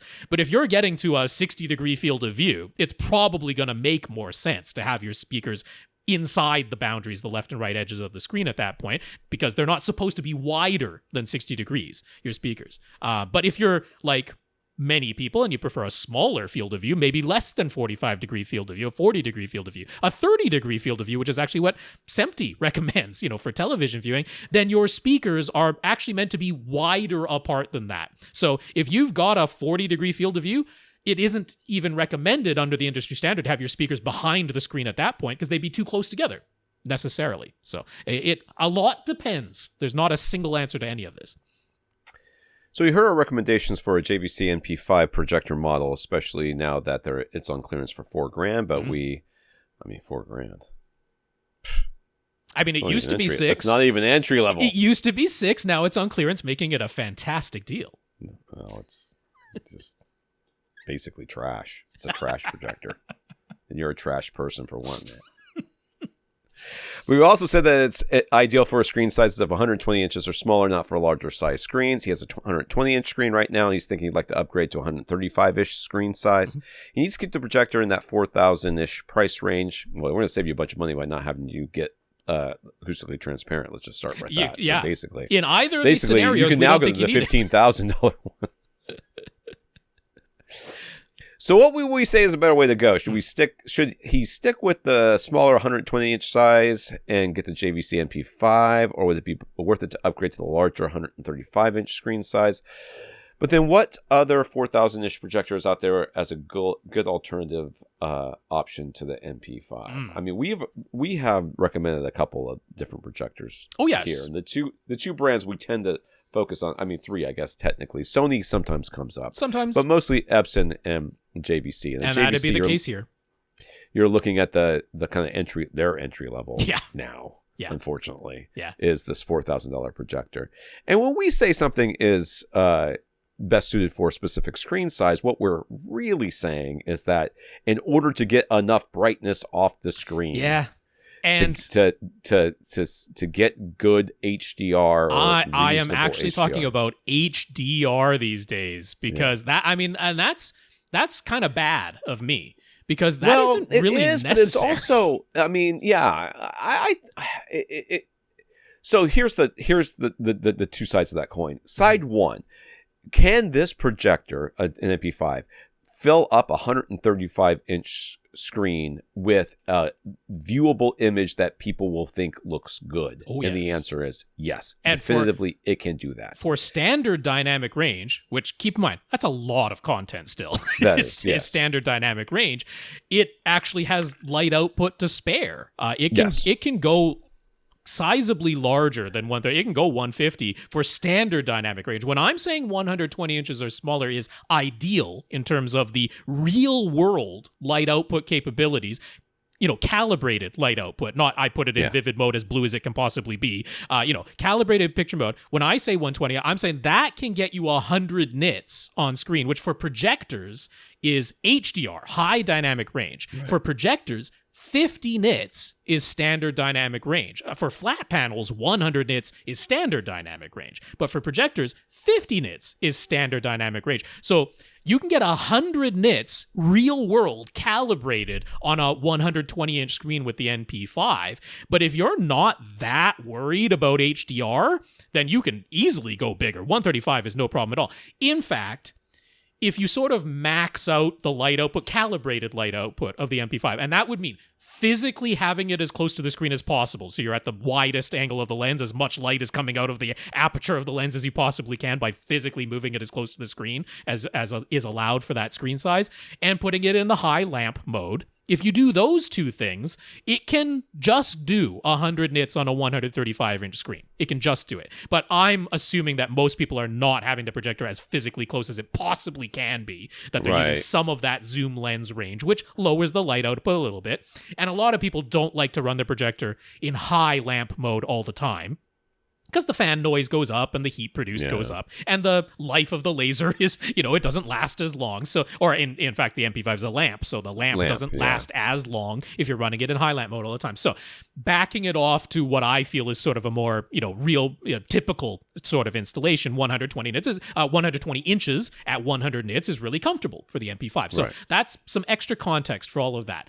What I was saying though is, like, if we were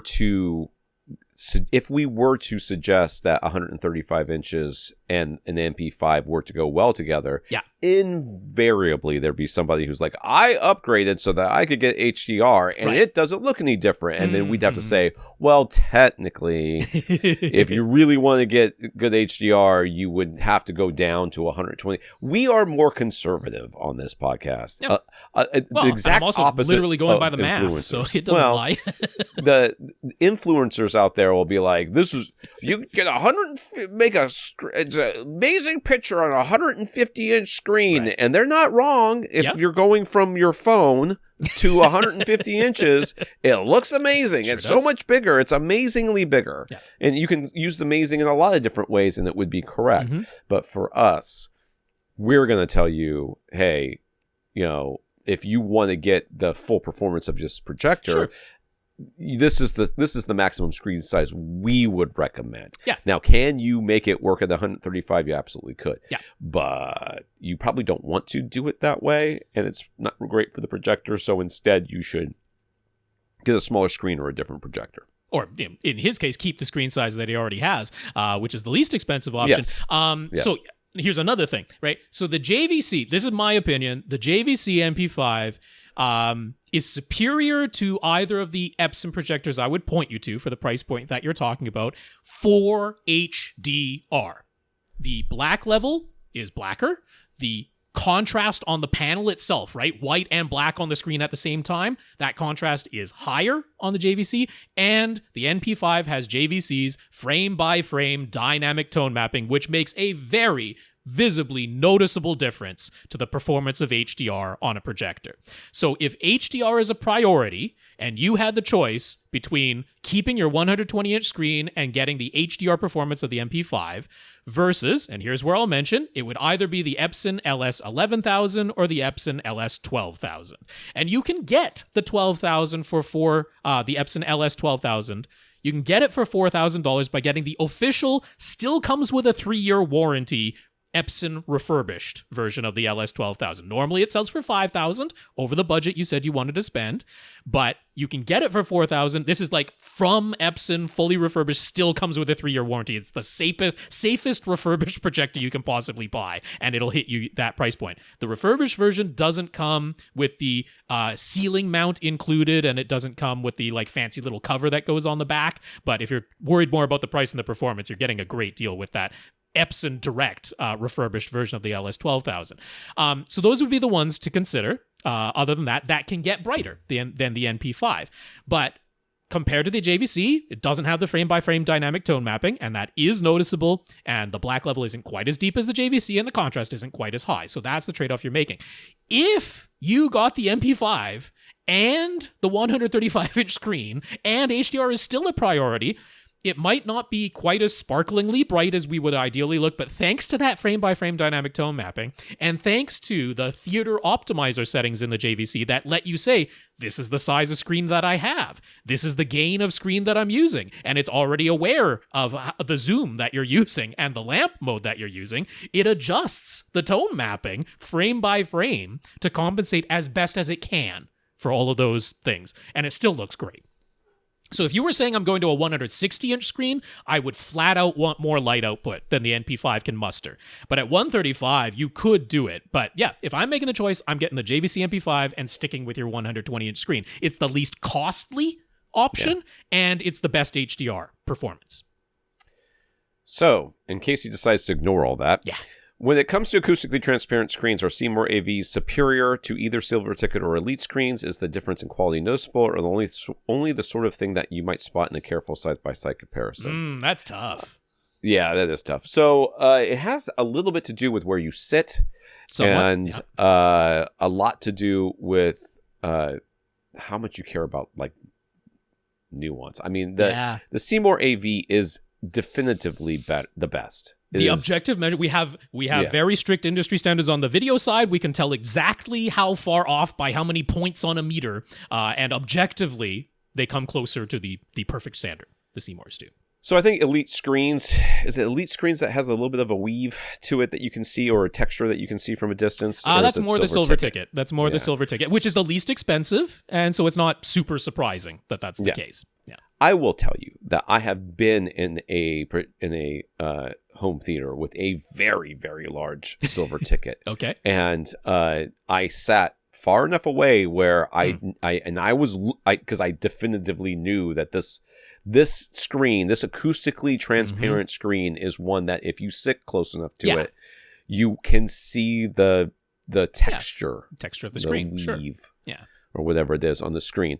And people complained about it, blah, blah, blah. I think most people who complain about it, I think the vast majority of them stand up from their seat and they walk over to the screen. That and they go, could I be. can see it. It's right there. Yeah. I think it is, for people who are sensitive to such things, I think it is noticeable from what I would call ridiculously close seating distances. I'm thinking like 50-degree field of view and closer. It's kind of into that territory. But even it's not just the field of view as much as it is the field of view and the size of the screen. True. If you're going for a 50-degree field of view on a 120-inch screen, you're sitting physically very close to it. Pretty close. Whereas if the screen is much bigger than 50 degrees, you're still physically sitting further back. That's true. It is about how close physically to the screen you are, whether or not you'll see it. All of these places, I think, you can contact them and they will send you a sample. Yeah. And you just put it on the wall where you would want it to be, and then you just look at it. I mean, you could shoot an image on it or whatever. Like it's just solid color. And can you see weave. If you can't, then get the cheapest one. And I mean, honestly, I will say the Elite screens, they have several. The Acoustic Pro UHD, that's the one to get if you're going with Elite. And it's pretty darn good. It's pretty darn good. That one I would kind of argue, if it's the only one you've ever looked at, nothing about the Acoustic Pro UHD from Elite is going to stand out all by itself. You just only looking at that screen as being flawed in some way. That one, I would argue, you put it side by side with a Seymour AV and you might be able to spot some little minor differences. But outside of a side-by-side comparison, I think it'd be really tough. Yeah, and I mean, as far as sonically, people will talk about the sonic differences. They're all blah, fine. Blah, blah, blah. They're all fine. Okay, the differences that you can measure are one thing. That what they don't tell you is if there were a difference and it's small, it will be small. It is that is a thing. It is a small difference. It will be corrected by your room correction. All it is a slight attenuation of the high end, and your room correction go, hey, look at this high end is a little attenuated. A little rolled off compared to my target. Yeah, that's about it. End of story. And then the end, it sounds exactly the same. What would be some recently priced $500 to $1,500 per pair in-wall or very slim on-wall speakers? For the in-wall recommendation, he'd want them to be fully enclosed, not speakers with open backs. Rob's going to have a bunch of suggestions here for you. And I think the first one is as far as you need to go. But yeah. The first one is the one I would have recommended. I would have recommended this is the company I would have recommended. And I would just say, this is how far I'm sitting. This is how loud it needs to get. Yeah. I picked the one that does that, and that's the end of the story. Yeah. Because that's it. So go ahead, Rob. We're talking about RBH's available from RBH direct sale Impression Series speakers. Relatively new. And these ones are sold as on-wall speakers. That's how they're sold. But they are only 3.7 inches deep. So if you're thinking, hey, that sounds very similar to an in-wall speaker, these don't have the dog leg clips that you can, attach to the back. So you couldn't just literally cut the size in the drywall and then attach them like you would dedicated in-wall speakers. But if you're willing to do just a little bit of construction, sort of just have a little 2x4 shelf for this thing to sit on inside of your wall, a little bit of securement, which honestly could be as simple as museum putty to hold it in place there. There's not really any reason these can't be used as in-wall speakers as well. So yeah, they're not built with the, securing dog leg type of fasteners on the back, but given that they are only 3.7 inches deep, they definitely fall exactly within the price point that you talked about. And just like Tom talked about, the least expensive one with the Silk Dome tweeter and the single woofer, it doesn't have the output capability of the one with two woofers and a folded ribbon tweeter, the most expensive one, right? So that one has the higher output capability. So it's all about the distance that you're sitting and to some degree how much amplifier power you have, I suppose, because the larger model with the AMT tweeter, can handle more power in addition to having the higher output capability. But yeah, all of them fall within the price point that you were talking about. And I don't honestly think you have to go further than that. I think that does exactly what you want to do. But if for whatever reason you're looking for some alternatives, if we're talking on walls, then Ascend Acoustics, I like recommending them. If you're talking the lowest price, then their HTM 200 SE series speakers go for $340. You can add $10 to that. $350 gets you them with the flush mounting hardware along with them. But these ones are, 6.5 inches deep or so. So it's certainly deeper than the RBH ones. You could embed them in a wall with a shelf as well, but yeah, these are not really meant to be in walls. And then if you're going higher end, up towards the top end of your budget, they do have in their Sierra series, their Luna, which is the small little monitors. This is a ribbon tweeter, true ribbon tweeter with a small 4.5 inch woofer in the Luna speakers, front ported. So again, you can mount them on the wall, but they're sticking with Ascend. They've got that same 6.5 inch depth. And then there's a larger version, the Sierra Duo, which is the same true ribbon tweeter, but with two of the 4.5 inch drivers, can play a little louder. And that's about it. But yeah, these are definitely on-wall mountable, but not the thinnest, 6.5 inches, and up towards the top end of your budget. So, alternatives. Aperion Audio. They have a whole selection of on-wall speakers in their Novus series. These definitely fall within the price point that you're talking about. These are 6 inches deep from Aperion Audio. So that could be an option as well in the Novus series. And then finally getting to some actual in-wall sealed speakers. Sticking with Aperion, their Theatris series does have on-wall versions, slim on-wall versions that are, only about 4 inches deep, 4.5 inches deep for some of the slim on-wall versions, but they do have fully sealed, integrated that way in-wall versions as well. These are going to be a little bit higher, towards the topper end of your budget there, but if you're going with the smallest model, 6.5-inch driver there, a single folded ribbon tweeter, and a dedicated mid-range driver, you're looking at about $800 each. So yeah, right at the top of the budget there already, and then going above that for the larger and higher output models. But those would be some of the ones I would certainly consider. All right. My wife is texting me about sandbags and things. So we're getting to that time. Yep. Starting to get in a little bit antsy over here that I got stuff to do. Infinite Gary, with so much talk about Kaleidoscape recently. Gary? You're the one talking about Kaleidoscape. That's why we're talking. He's not the only one. It is in the news for sure. Gary has heard the term mezzanine file mentioned a bunch of times. It wasn't a term that Gary was familiar with before, but people kept mentioning how it was an advantage for Kaleidoscape, so he looked it up. As the name implies, it's sort of in between step. You've got the full bitrate master file used by the editors with huge file sizes. On the other end, you've got a deliverable file that has been heavily data compressed. But in between those two extremes, you've got these mezzanine files. I think I'm saying that right. Yep. That are data compressed to bring the file sizes down from the master file, but supposedly in a visually lossless way, so they still look just as good. And just to clarify, they are not a truly lossless video file, as in once they are decoded, they are not bit for bit identical to the original master. There is a lossy part of this, but what they're saying is that in the mezzanine file format, if you're looking at it with your eyeballs compared to the master file, it's supposed to be visually lossless, but they are not literally data lossless. There is some loss in the data. You're not getting back to 1-for-1 when it's decoded. So supposedly Kaleidoscape takes these visually lossless-ish mezzanine files and does their own processing and compression to create their own deliverable files that are often at a slightly higher bitrate with slightly larger file sizes than what ends up on the Ultra HD Blu-ray discs. And of course, either of those, Kaleidoscape or physical discs, have higher bit rates and larger file sizes than the much more heavily data compressed deliverable files that streaming video services use.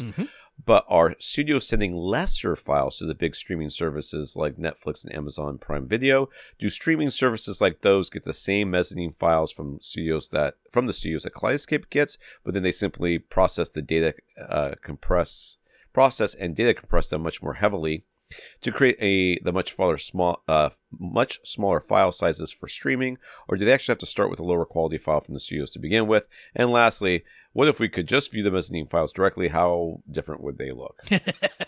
I honestly don't know. I haven't done that, so I don't actually have a good answer for how different they would look from, say, an Ultra HD Blu-ray, the mezzanine files. I wonder how much power that these streaming services have to dictate to the studios. I would imagine that part of their deals are like they discuss, how do you want to get the file, the movies, and what format do you want to get them to you in, and then the Netflix, for example, might say, oh, we're going to stream it at 1080p or 4K with HDR, but this file format or whatever, and the studios go, well, we're not doing that.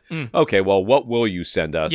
Well, this is the smallest one we can send you. We'll take it, and then we'll compress. You know what I mean? I think it's I gotta believe it's more like that than some sort of we're Netflix and we'll do our own compression. They do on the content that they make for themselves. Sure. They've got the master file, not the mezzanine file, for the stuff they make themselves. That's true. If you want to see the killer in all of its visual glory, just contact Peacock. Yeah. It is. The truthful answer, Gary, is I do not know. I do not know for certain exactly what's going on there. The only evidence I can point to is there are many movies, titles, that are on Kaleidoscape and on disc and on Netflix or whatever other streaming service. And very often, like when it's not the content they made themselves, on the streaming service, it's only available in 1080p. It's not available in 4K. Or it's only available in standard dynamic range. It's not available in HDR. And there it is in 4K and HDR on Kaleidoscape and on the Ultra HD Blu-ray. And So at the very least, if Netflix or whatever other streaming service is getting the exact same Mezzanine file as Kaleidoscape, there's some agreement in place that they're not allowed to put it out there in 4K HDR. Because, I mean, Netflix would, right? Netflix would take any of those movies and they'd put them out in 4K HDR if they were allowed to, basically. Right. If they were getting the exact same Mezzanine file. So either it's that there's an agreement in place that there's a limitation on the resolution and the HDR-ness and whatever that they're allowed to do. That's part of, some contract. Or they are being supplied with a lesser file, than what Kaleidoscape is getting, because they simply aren't making available to stream the same resolution and HDR versus SDR. Forget about the data compression even at that point. You're just not even getting the same resolution option. So something in there is clearly different, whether it's literally the file that they receive or if it's just the contract that they have. Sorry, I'm looking at hurricane tracking. And I have somebody cleaning my windows outside if you're wondering what that banging is, but it'll be short. He'll be done very soon. Gary was pleased when Panasonic announced they were returning to North America with their OLED TVs, but of course their former absence didn't stop him from importing an LZ series Panasonic OLED a few years ago. One thing you noticed right away, what has happened to the remote? The one that came with his LZ OLED was really nice, felt very solid, but the new Z95A remote is some dinky plastic thing. What gives? Is it just cost cutting? It's that Panasonic has decided, instead of running their own independent operating system, they're just using Amazon Fire TV. That's the operating system for the new Panasonic's is Amazon Fire TV, and that's an Amazon Fire TV remote. That's what happened. Yeah. Jefferson was grateful when we mentioned that the JVC MP5 projector model is on clearance for $4,000 now that the $6,000 NZ500 is replacing it, but without the ability to do 3D, which no one cares about. He does. That's why he's here. How dare they? Jefferson still enjoys... You see what you lose by not paying $15,000? No more 3D. A $6,000 plebs. Clearly, you do not love 3D the way that Rob loves 3D. What's going on? You'd spend $15,000. Yes, and Rob would have not have taken his 3D TV and put it away. Because I think that's what he doesn't even watch 3D anymore. Yeah, I still have it in my living room, but it's not in the theater anymore. The OLED went in there, and it doesn't do 3D. Jefferson still enjoys 3D, so he got in touch with AV Science to find out what it would cost to get the MP5 with this optional 3D emitter, and received an email back with a proposed invoice of $4,100 total. But he's heard us mention how it's always worth giving AV Science a call on the phone, so he did just that. And without any haggling at all, they offered him a price for the phone that was even a bit lower. Shipping and 3D emitter included, so he was sold. But when he asked about JVC's 3D glasses, sales rep warned that a lot of customers don't care for JVC's own glasses. So it would probably be a good idea to order some compatible third-party 3D glasses instead. The rep wasn't sure exactly what's available these days, though, so Jefferson is coming to ask us. Which 3D glasses should he get for his new JVC NP5, and where can he buy them? Amazon, probably. Actually, not even that anymore. There's at this point kind of one answer, and it's Value Electronics, which will let you order online and ship anywhere, pretty much in North America. And it's the Xpan-D, even though they don't type it out that way on Value Electronics website, but it's a capital X and a capital D in the official brand name. The Xpan-D X105 RF X1, because there just weren't enough X's before.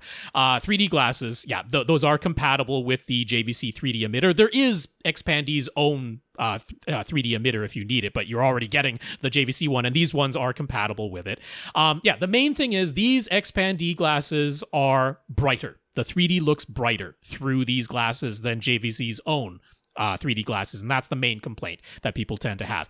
If you wear prescription glasses under your 3D glasses and you have fairly big frames, these can be a problem, these Xpan-D glasses, because they have a solid frame along the side of the 3D glasses that can pinch, prescription glasses that have a fairly wide frame. I wear prescription glasses with a fairly wide frame on them, and these Xpan-D glasses are rubbing right up against it. It's not the most comfortable experience, so that's something to be aware of. If you don't wear them, or if you put contact lenses in to watch 3D movies, then it won't be a problem, but that is one thing to be aware of. But there's not really other options at this point, and thankfully, Value Electronics sells these at a nice price, so it's not super expensive to get several of them.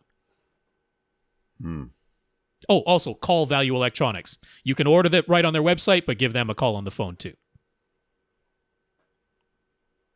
I need that storm surge to go down a little bit more. That'd be nice. Last time this thing was updated? In case you're wondering why Tom's distracted, we warned you. We warned you at the top of this podcast it would happen. Jefferson would like to have a battery backup UPS for the new projector. He'd also like to use the same battery backup to protect his Starlink router. Which battery backup would we recommend, and where can we buy it? I mean, I use APCs for my computer and for my my router. I will tell you that there's a button on there that when the battery goes on, you press the button, it beeps like crazy, and it's very annoying. And use a button that says mute or whatever. That button is non-functional. Oh, on yours, okay. Anything. It doesn't do anything. I mean, it stops it beeping for a second, and it's like, you know what? I bet you want me to beep again, and it starts beeping again. So, I mean, I have the home theater. I'll put a link for it. Okay. What is it? I don't remember the battery I used in here. The IO Gear professional. You have an IO Gear UPS. one, yeah. Yeah, that's expensive. It's like $700. It's over $700 that one, yeah. But this thing's crazy. This is like good. It's very good. Not that these other ones aren't good. It's just this is, and it also beeps like crazy. So Okay. It seemed like price is a little bit of a consideration. So the answer I wanted to give, APC, like Tom mentioned, I'm going to point you at their BR 1350 MS. They have a BR 1000 MS, and the numbers refer to the number of volt amps, the 1350 in the middle, and the 1500, which for some reason is an MS2, but whatever. I think the 1350 MS hits the nice bang for butt. But. You said but. Bang for buck is what I was intending to say, value proposition, because, I can't even make that the title.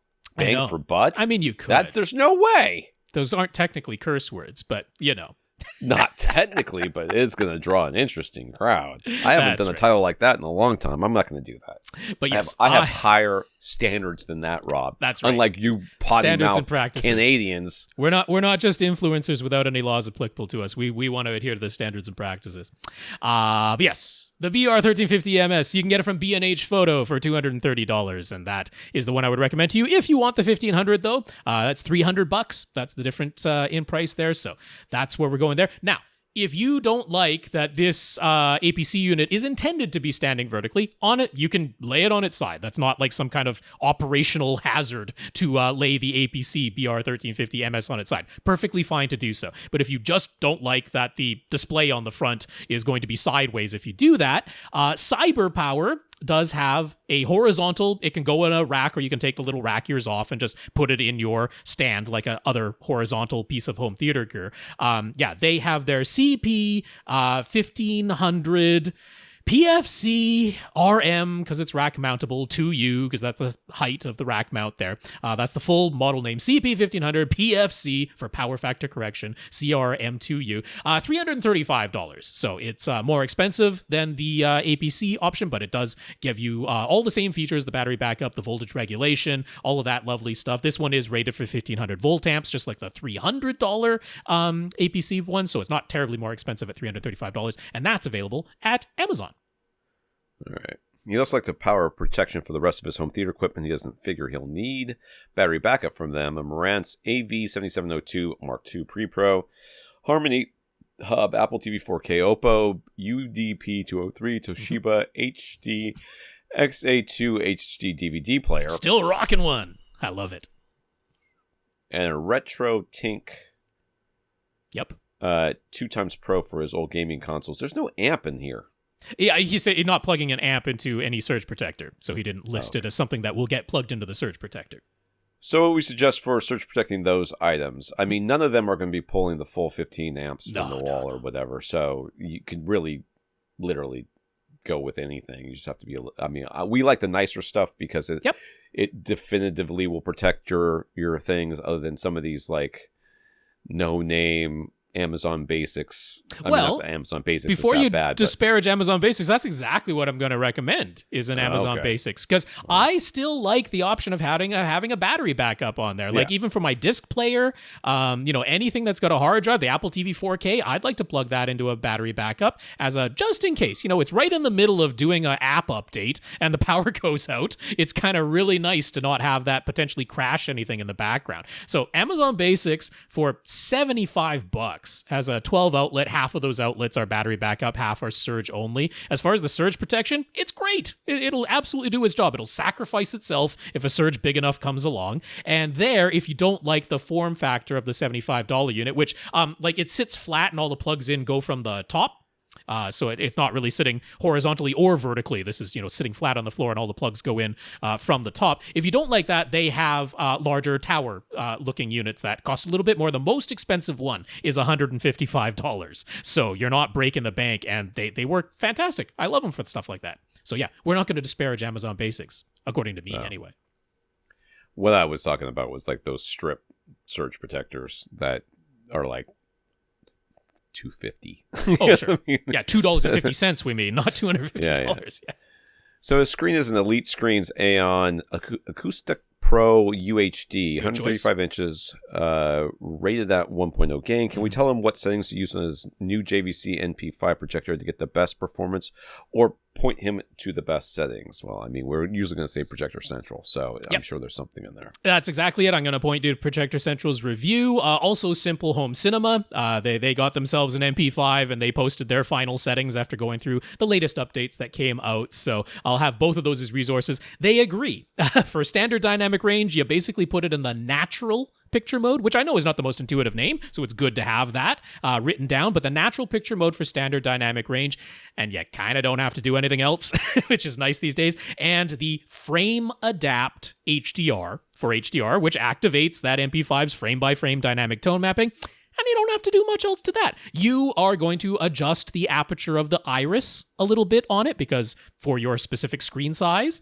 And for HDR, you can also go into that home theater optimizer and tell it the size of screen that you have and the gain of your screen, and it'll make adjustments to its HDR tone mapping. But other than that, it's really simple these days, which is so nice. I mean, if you want the utmost nth degree accuracy, of course, a full calibration with a meter is the only way to do that. But out of the box, natural mode for SDR, frame adapt for HDR, and tell the home theater optimizer what you have for screen size and gain, and you're pretty much done.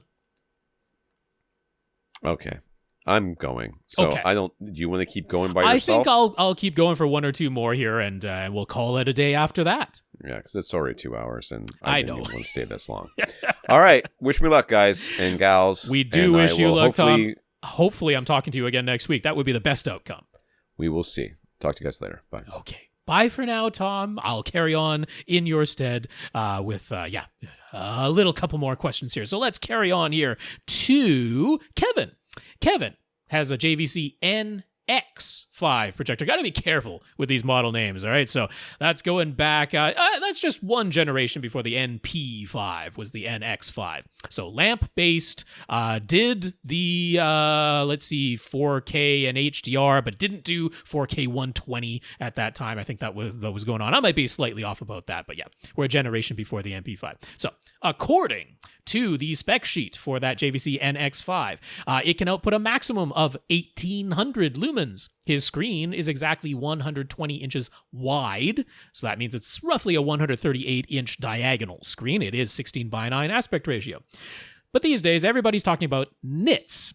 So he's like, is there a way to dumb down and explain the meaning in a simpler way, like lumens versus nits, for example? And then furthermore, he's seen people saying that the lumens rating, just on the spec sheet, is a little bit meaningless, and some folks talk about ANSI lumens as being better. So that's confusing. What's the difference between lumens and ANSI lumens? And lastly, he always used to see projectors rated in terms of Foot-Lamberts. What are those, and why don't they seem to be the units that we're using anymore? So real bottom line, to get to the end of it all, he just wants to be able to easily tell if a certain screen is going to be too much screen given whatever projector he's using. Is it too much for the projector to handle? Is it too big a screen for the amount of light that the projector can produce? So how can he make that a simple thing to figure out? So let's go through it in order there. If we're talking lumens versus nits, so yeah, I'll try to simplify it as much as possible. I'm not going to do get into like equations or something like that. But what we're talking about is actually two slightly different measurements. Nits you can almost think of nits as like a 2-dimensional thing, whereas lumens you can think of kind of like a 3-dimensional thing. And they're not really worlds apart. Picture a single candle, just a single candle. You've got that. There is a very specific definition of a candela, which is like the, standard international units. But if you just picture a candle, it's really close to that, a single candle. We used to talk about candle power. It's really similar to that. We just have a really, really, strictly defined thing called a candela now, but it's basically a candle. You put a curved screen surface exactly 1 meter away from that candle, and that curved screen surface is exactly 1 meter square. So it's 1 meter square, 1 meter away, and the reason I'm saying it's curved is that we want every part of that screen to be exactly 1 meter away from the candle. So of course we're talking about a sphere in that case, right? It would have to be a curved surface, but the surface area is exactly 1 square meter. So that one candela, that one candle from 1 meter away onto exactly 1 square meter of a 1.0 gain screen, which is like a specified piece of white material. That is the definition of one nit. That's what a nit is. It's one candle 1 meter away from 1 square meter of a 1.0 gain screen material. That's a nit. A lumen is the same thing, but the 3-dimensional cone of that. So picture what the cone of light would be that's coming from the one candle that goes out in a conical shape, 1 meter radius, and hits the bottom curved surface that is 1 square meter of surface area. All the light that is in that cone is a lumen. So if we're talking like, how do you calculate a nit versus a lumen? If you know what the nit is, that's like the surface area light on that 1 square meter. That cone is what you would call a steradian. It's, the cone angle is the angle of it from 1 meter radius. It's the same as the square surface area. I know I'm getting a little complicated. I'm sorry. Just picture, you got this 1 square meter of surface area. It's 1 meter away. There's the cone. You can picture what the cone is. That's the lumen, is the 3D light that's inside that cone of light. So if you multiply a nit by a steradian, you get a lumen. That's the very simple equation. So that's how they're similar things. I don't know if that was simplifying enough, but I don't know how to explain it any more simply than that. One's kind of like the 2-dimensional version, the nit is the 2-dimensional version, the lumen is like the 3-dimensional version. So why would what's a lumen versus an ANSI lumen? An ANSI lumen just means that we're showing an ANSI checkerboard pattern. It is a series of squares, and I think it's 16 squares on the entire screen. Half of them are black, half of them are white in a checkerboard pattern. You measure the brightness of the white patches of that checkerboard pattern, and that's the figure that we give in the ANSI lumens. And people say that's more meaningful. It means more when we're talking about how bright is this projector, because how many times are you watching a pure white screen and nothing else, or one little square patch of white right in the middle of the screen and everything else is black around it or gray around it? That's not real world content, right? Real world content is a mix of light and dark elements on the screen at the same time. So the ANSI checkerboard is like a very evenly distributed, literally alternating black patch, white, black patch, white, black patch, white patch on the screen at the same time. So that gets away from the fudging that a projector manufacturer can do, because they'll talk about like the on-off contrast, which is, the maximum all white or like one little square of white right in the middle, the maximum, versus a completely black screen, and they'll give you some crazy, infinity to 1 contrast ratio, but that's not real world content. Real world content, we have black and white on the screen at the same time, and that's what the ANSI checkerboard approximates. So when people measure the ANSI lumens of a projector, where it's having to produce black patches and white patches simultaneously, it's almost never the same. Measuring those white patches is almost never as bright as the specified maximum white lumen output of the projector, because that was everything turned up to maximum, not having to care about contrast, not having to care about producing black or any colors at the same time. So they can goose that up, give you the maximum spec, but when you actually measure real world content, the white highlights are not as bright as that, because they had to be showing black at the same time. So I sort of agree. Knowing what the ANSI lumen spec is very useful. That's more like real world content. How bright is the white in my HDR signal actually going to appear? It's not going to be the peak white that the projector can possibly produce. It's going to be this real world dark elements and light elements on the screen at the same time. So, Foot-Lamberts, what are those? Those are the lumens, that 3-dimensional cone of light, the lumens divided by the square footage of your projector screen. So if we know the inches, the width and height in inches of your screen, convert those to feet. That's pretty simple. Divide by 12. And now we take the square footage, the width times the height of your screen. That's the square footage of your screen. So you take the lumens that are coming out of your projector, divide it by the square footage, and that is a Foot-Lambert. So what did we do there? We took a measurement of light coming out of the projector and divided it by a square area. That's the same thing that we do when we take a candle power and divide it by the square area, except in meters squared. A nit is a candela divided by the number of square meters of the screen. So Foot-Lamberts and nits are interchangeable. That's one of the interesting things. So you just have to convert the number of feet, the square footage to square meterage, and there we have our Foot-Lamberts converted to nits. So how do we make this all simple? Go to projectorcentral.com. Honestly, that's the answer of how we make this all simple.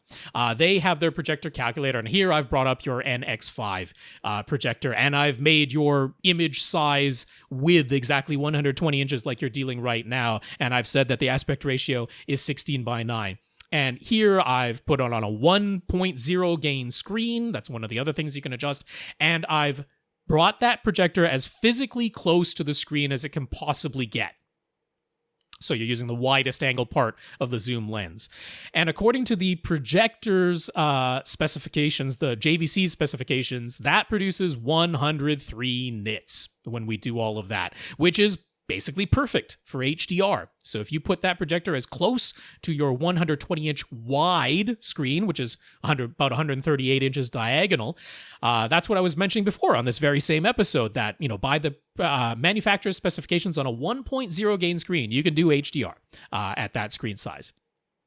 If we zoom it all the way back, we move the projector as far back as it can be while still producing a 138-inch diagonal image, the telephoto end of the zoom lens. Then it's down to a 76 nits. So that's the difference that just the zoom lens makes. That's all according to the manufacturer's specs. Now, Projector Central, they measure the ANSI lumens. That's one of the things they do in their reviews. So when they use the little checkpoint there and use Projector Central's estimate of real-world performance, not the manufacturer's specifications, you can see here, all else being equal, now the projector's as physically close as it can be the widest angle part of the zoom lens. They're like, it's 83 nits. It's not 100 nits. It's 83 nits. There are not as many lumens coming out of that projector as the manufacturer's specified claim when we're talking ANSI lumens, that checkerboard pattern, that real-world performance, white and black on the screen at the same time. So that's where, 138-inch screen, it's as physically close as it can get, but it's a 1.0 gain screen. We're not quite getting to the 100 nits we'd ideally like to have for HDR. Plenty, more than enough for standard dynamic range. You only need 50 for standard dynamic range, but not quite enough under ideal conditions for HDR. So again, you go down to the telephoto side, but going with the ANSI lumens that Projector Central measured, and we're down to 62 nits, still plenty for SDR, no problem for standard dynamic range. But not really enough for HDR at this point if you've moved the projector physically farther away. And then if we increase the gain, just as an example, what does that screen gain really mean? We bump that screen gain up to 1.3. You literally just multiply whatever you had before, right?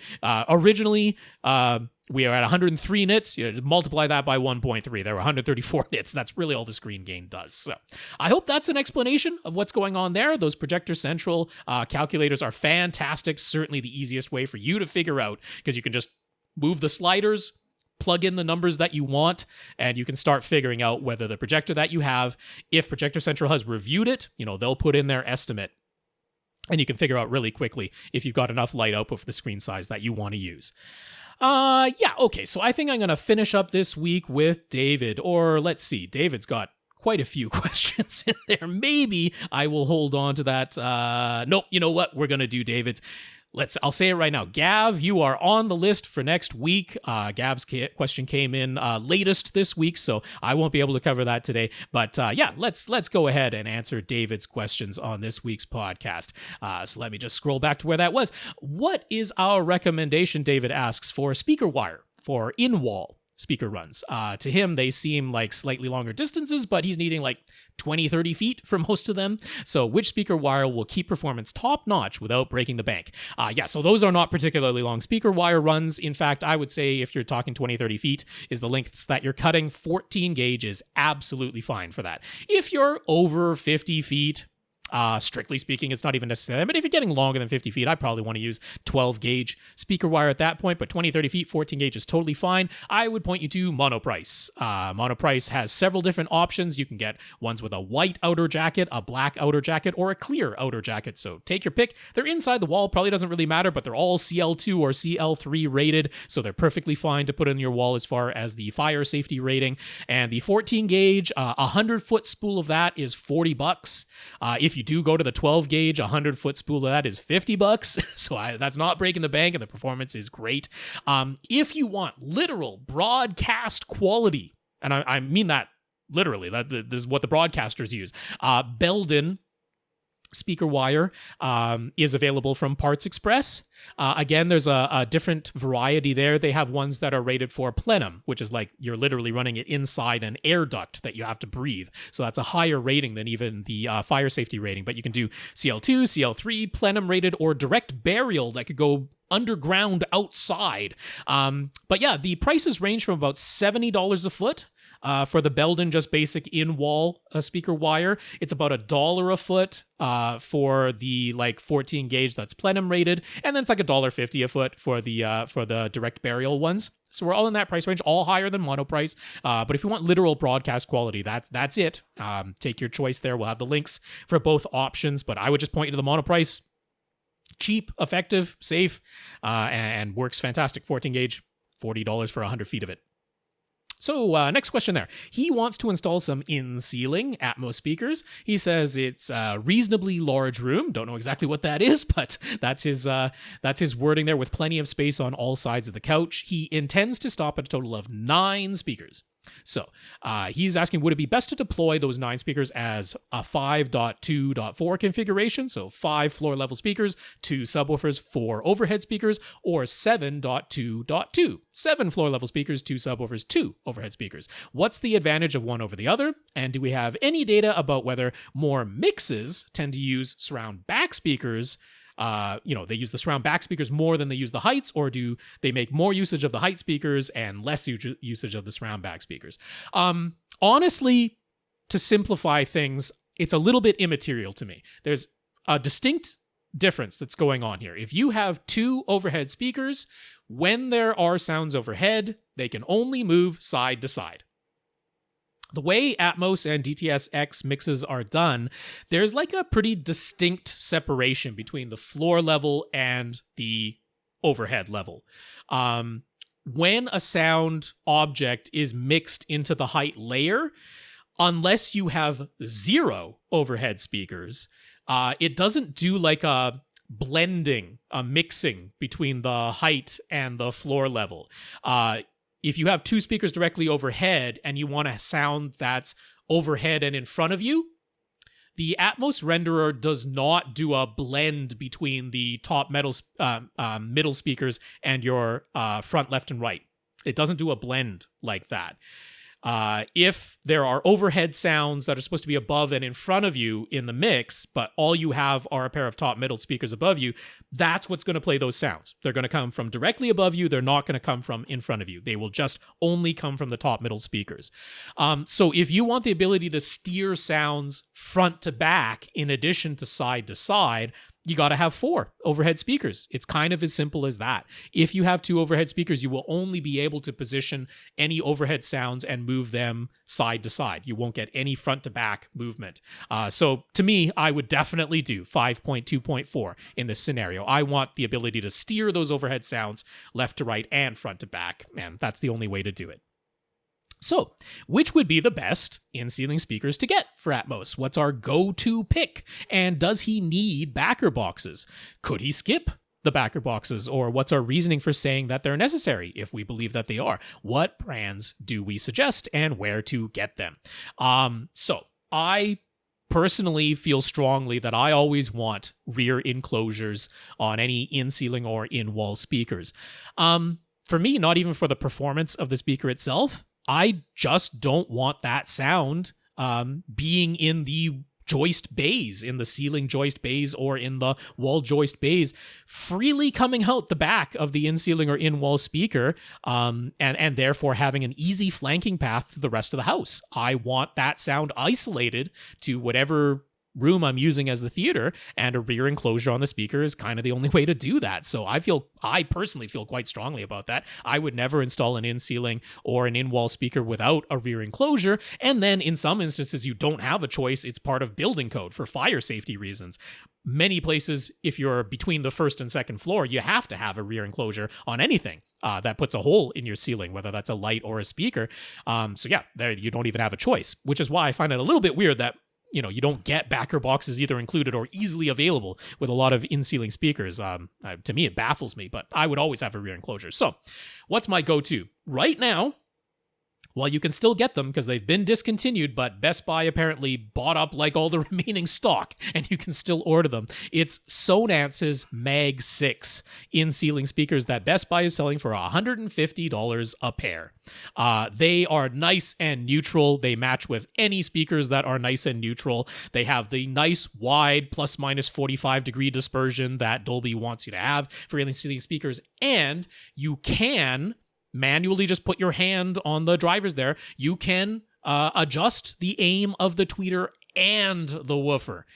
I am not a fan of being able to readjust the position of the tweeter only.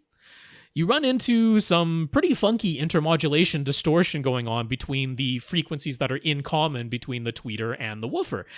Those things, if you're talking about a coaxial design like these, if you're going to rotate the tweeter in some direction, you want to rotate the woofer along with it. They should remain coaxial. I feel pretty strongly about that too. You can do that with the Mag 6 speakers. That woofer and tweeter can move together as one. So I like that. If you want to aim your Atmos speakers like you would toe in floor level speakers, if you want to toe in, as it were, your in-ceiling speakers, these let you do that really easily. So $150 a pair, wonderful for the price. And then you can order, thankfully, $60 a pair gets you the rear enclosures. These are just retrofit, super easy, the exact same hole size that you would cut for the speaker anyway.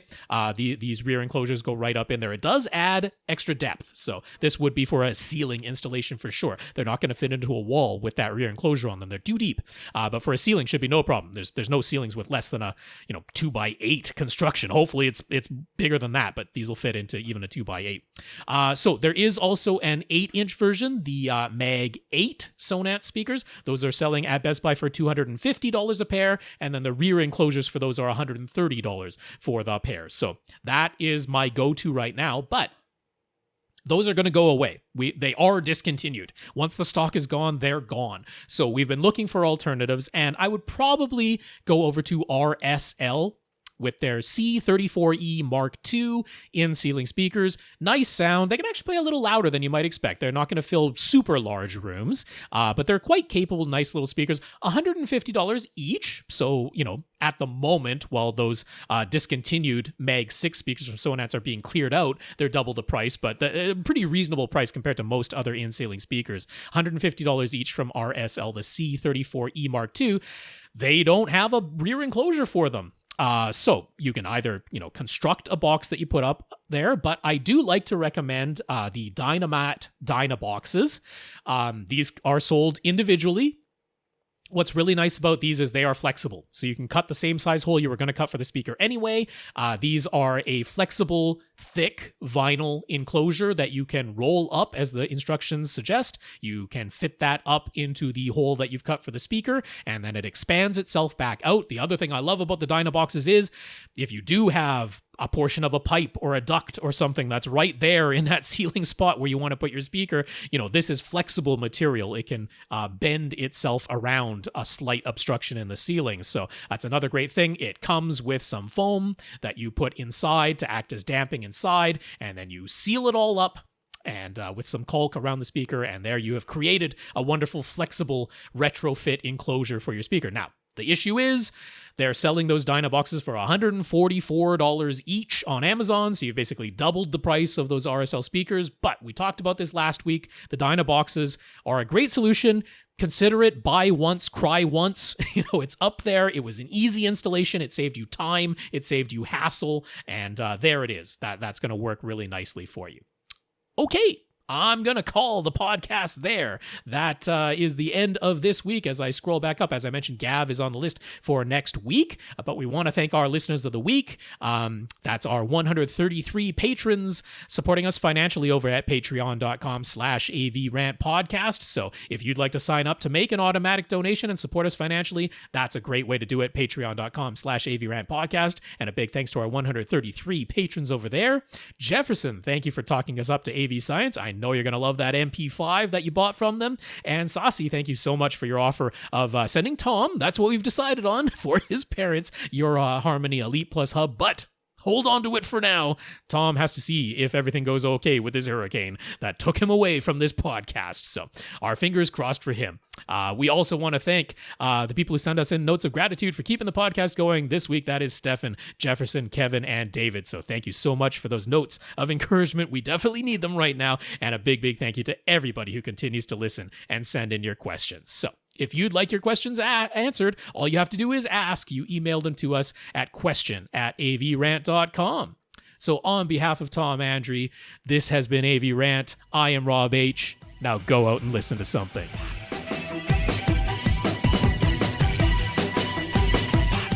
Want your question answered? Send it to question@avrant.com.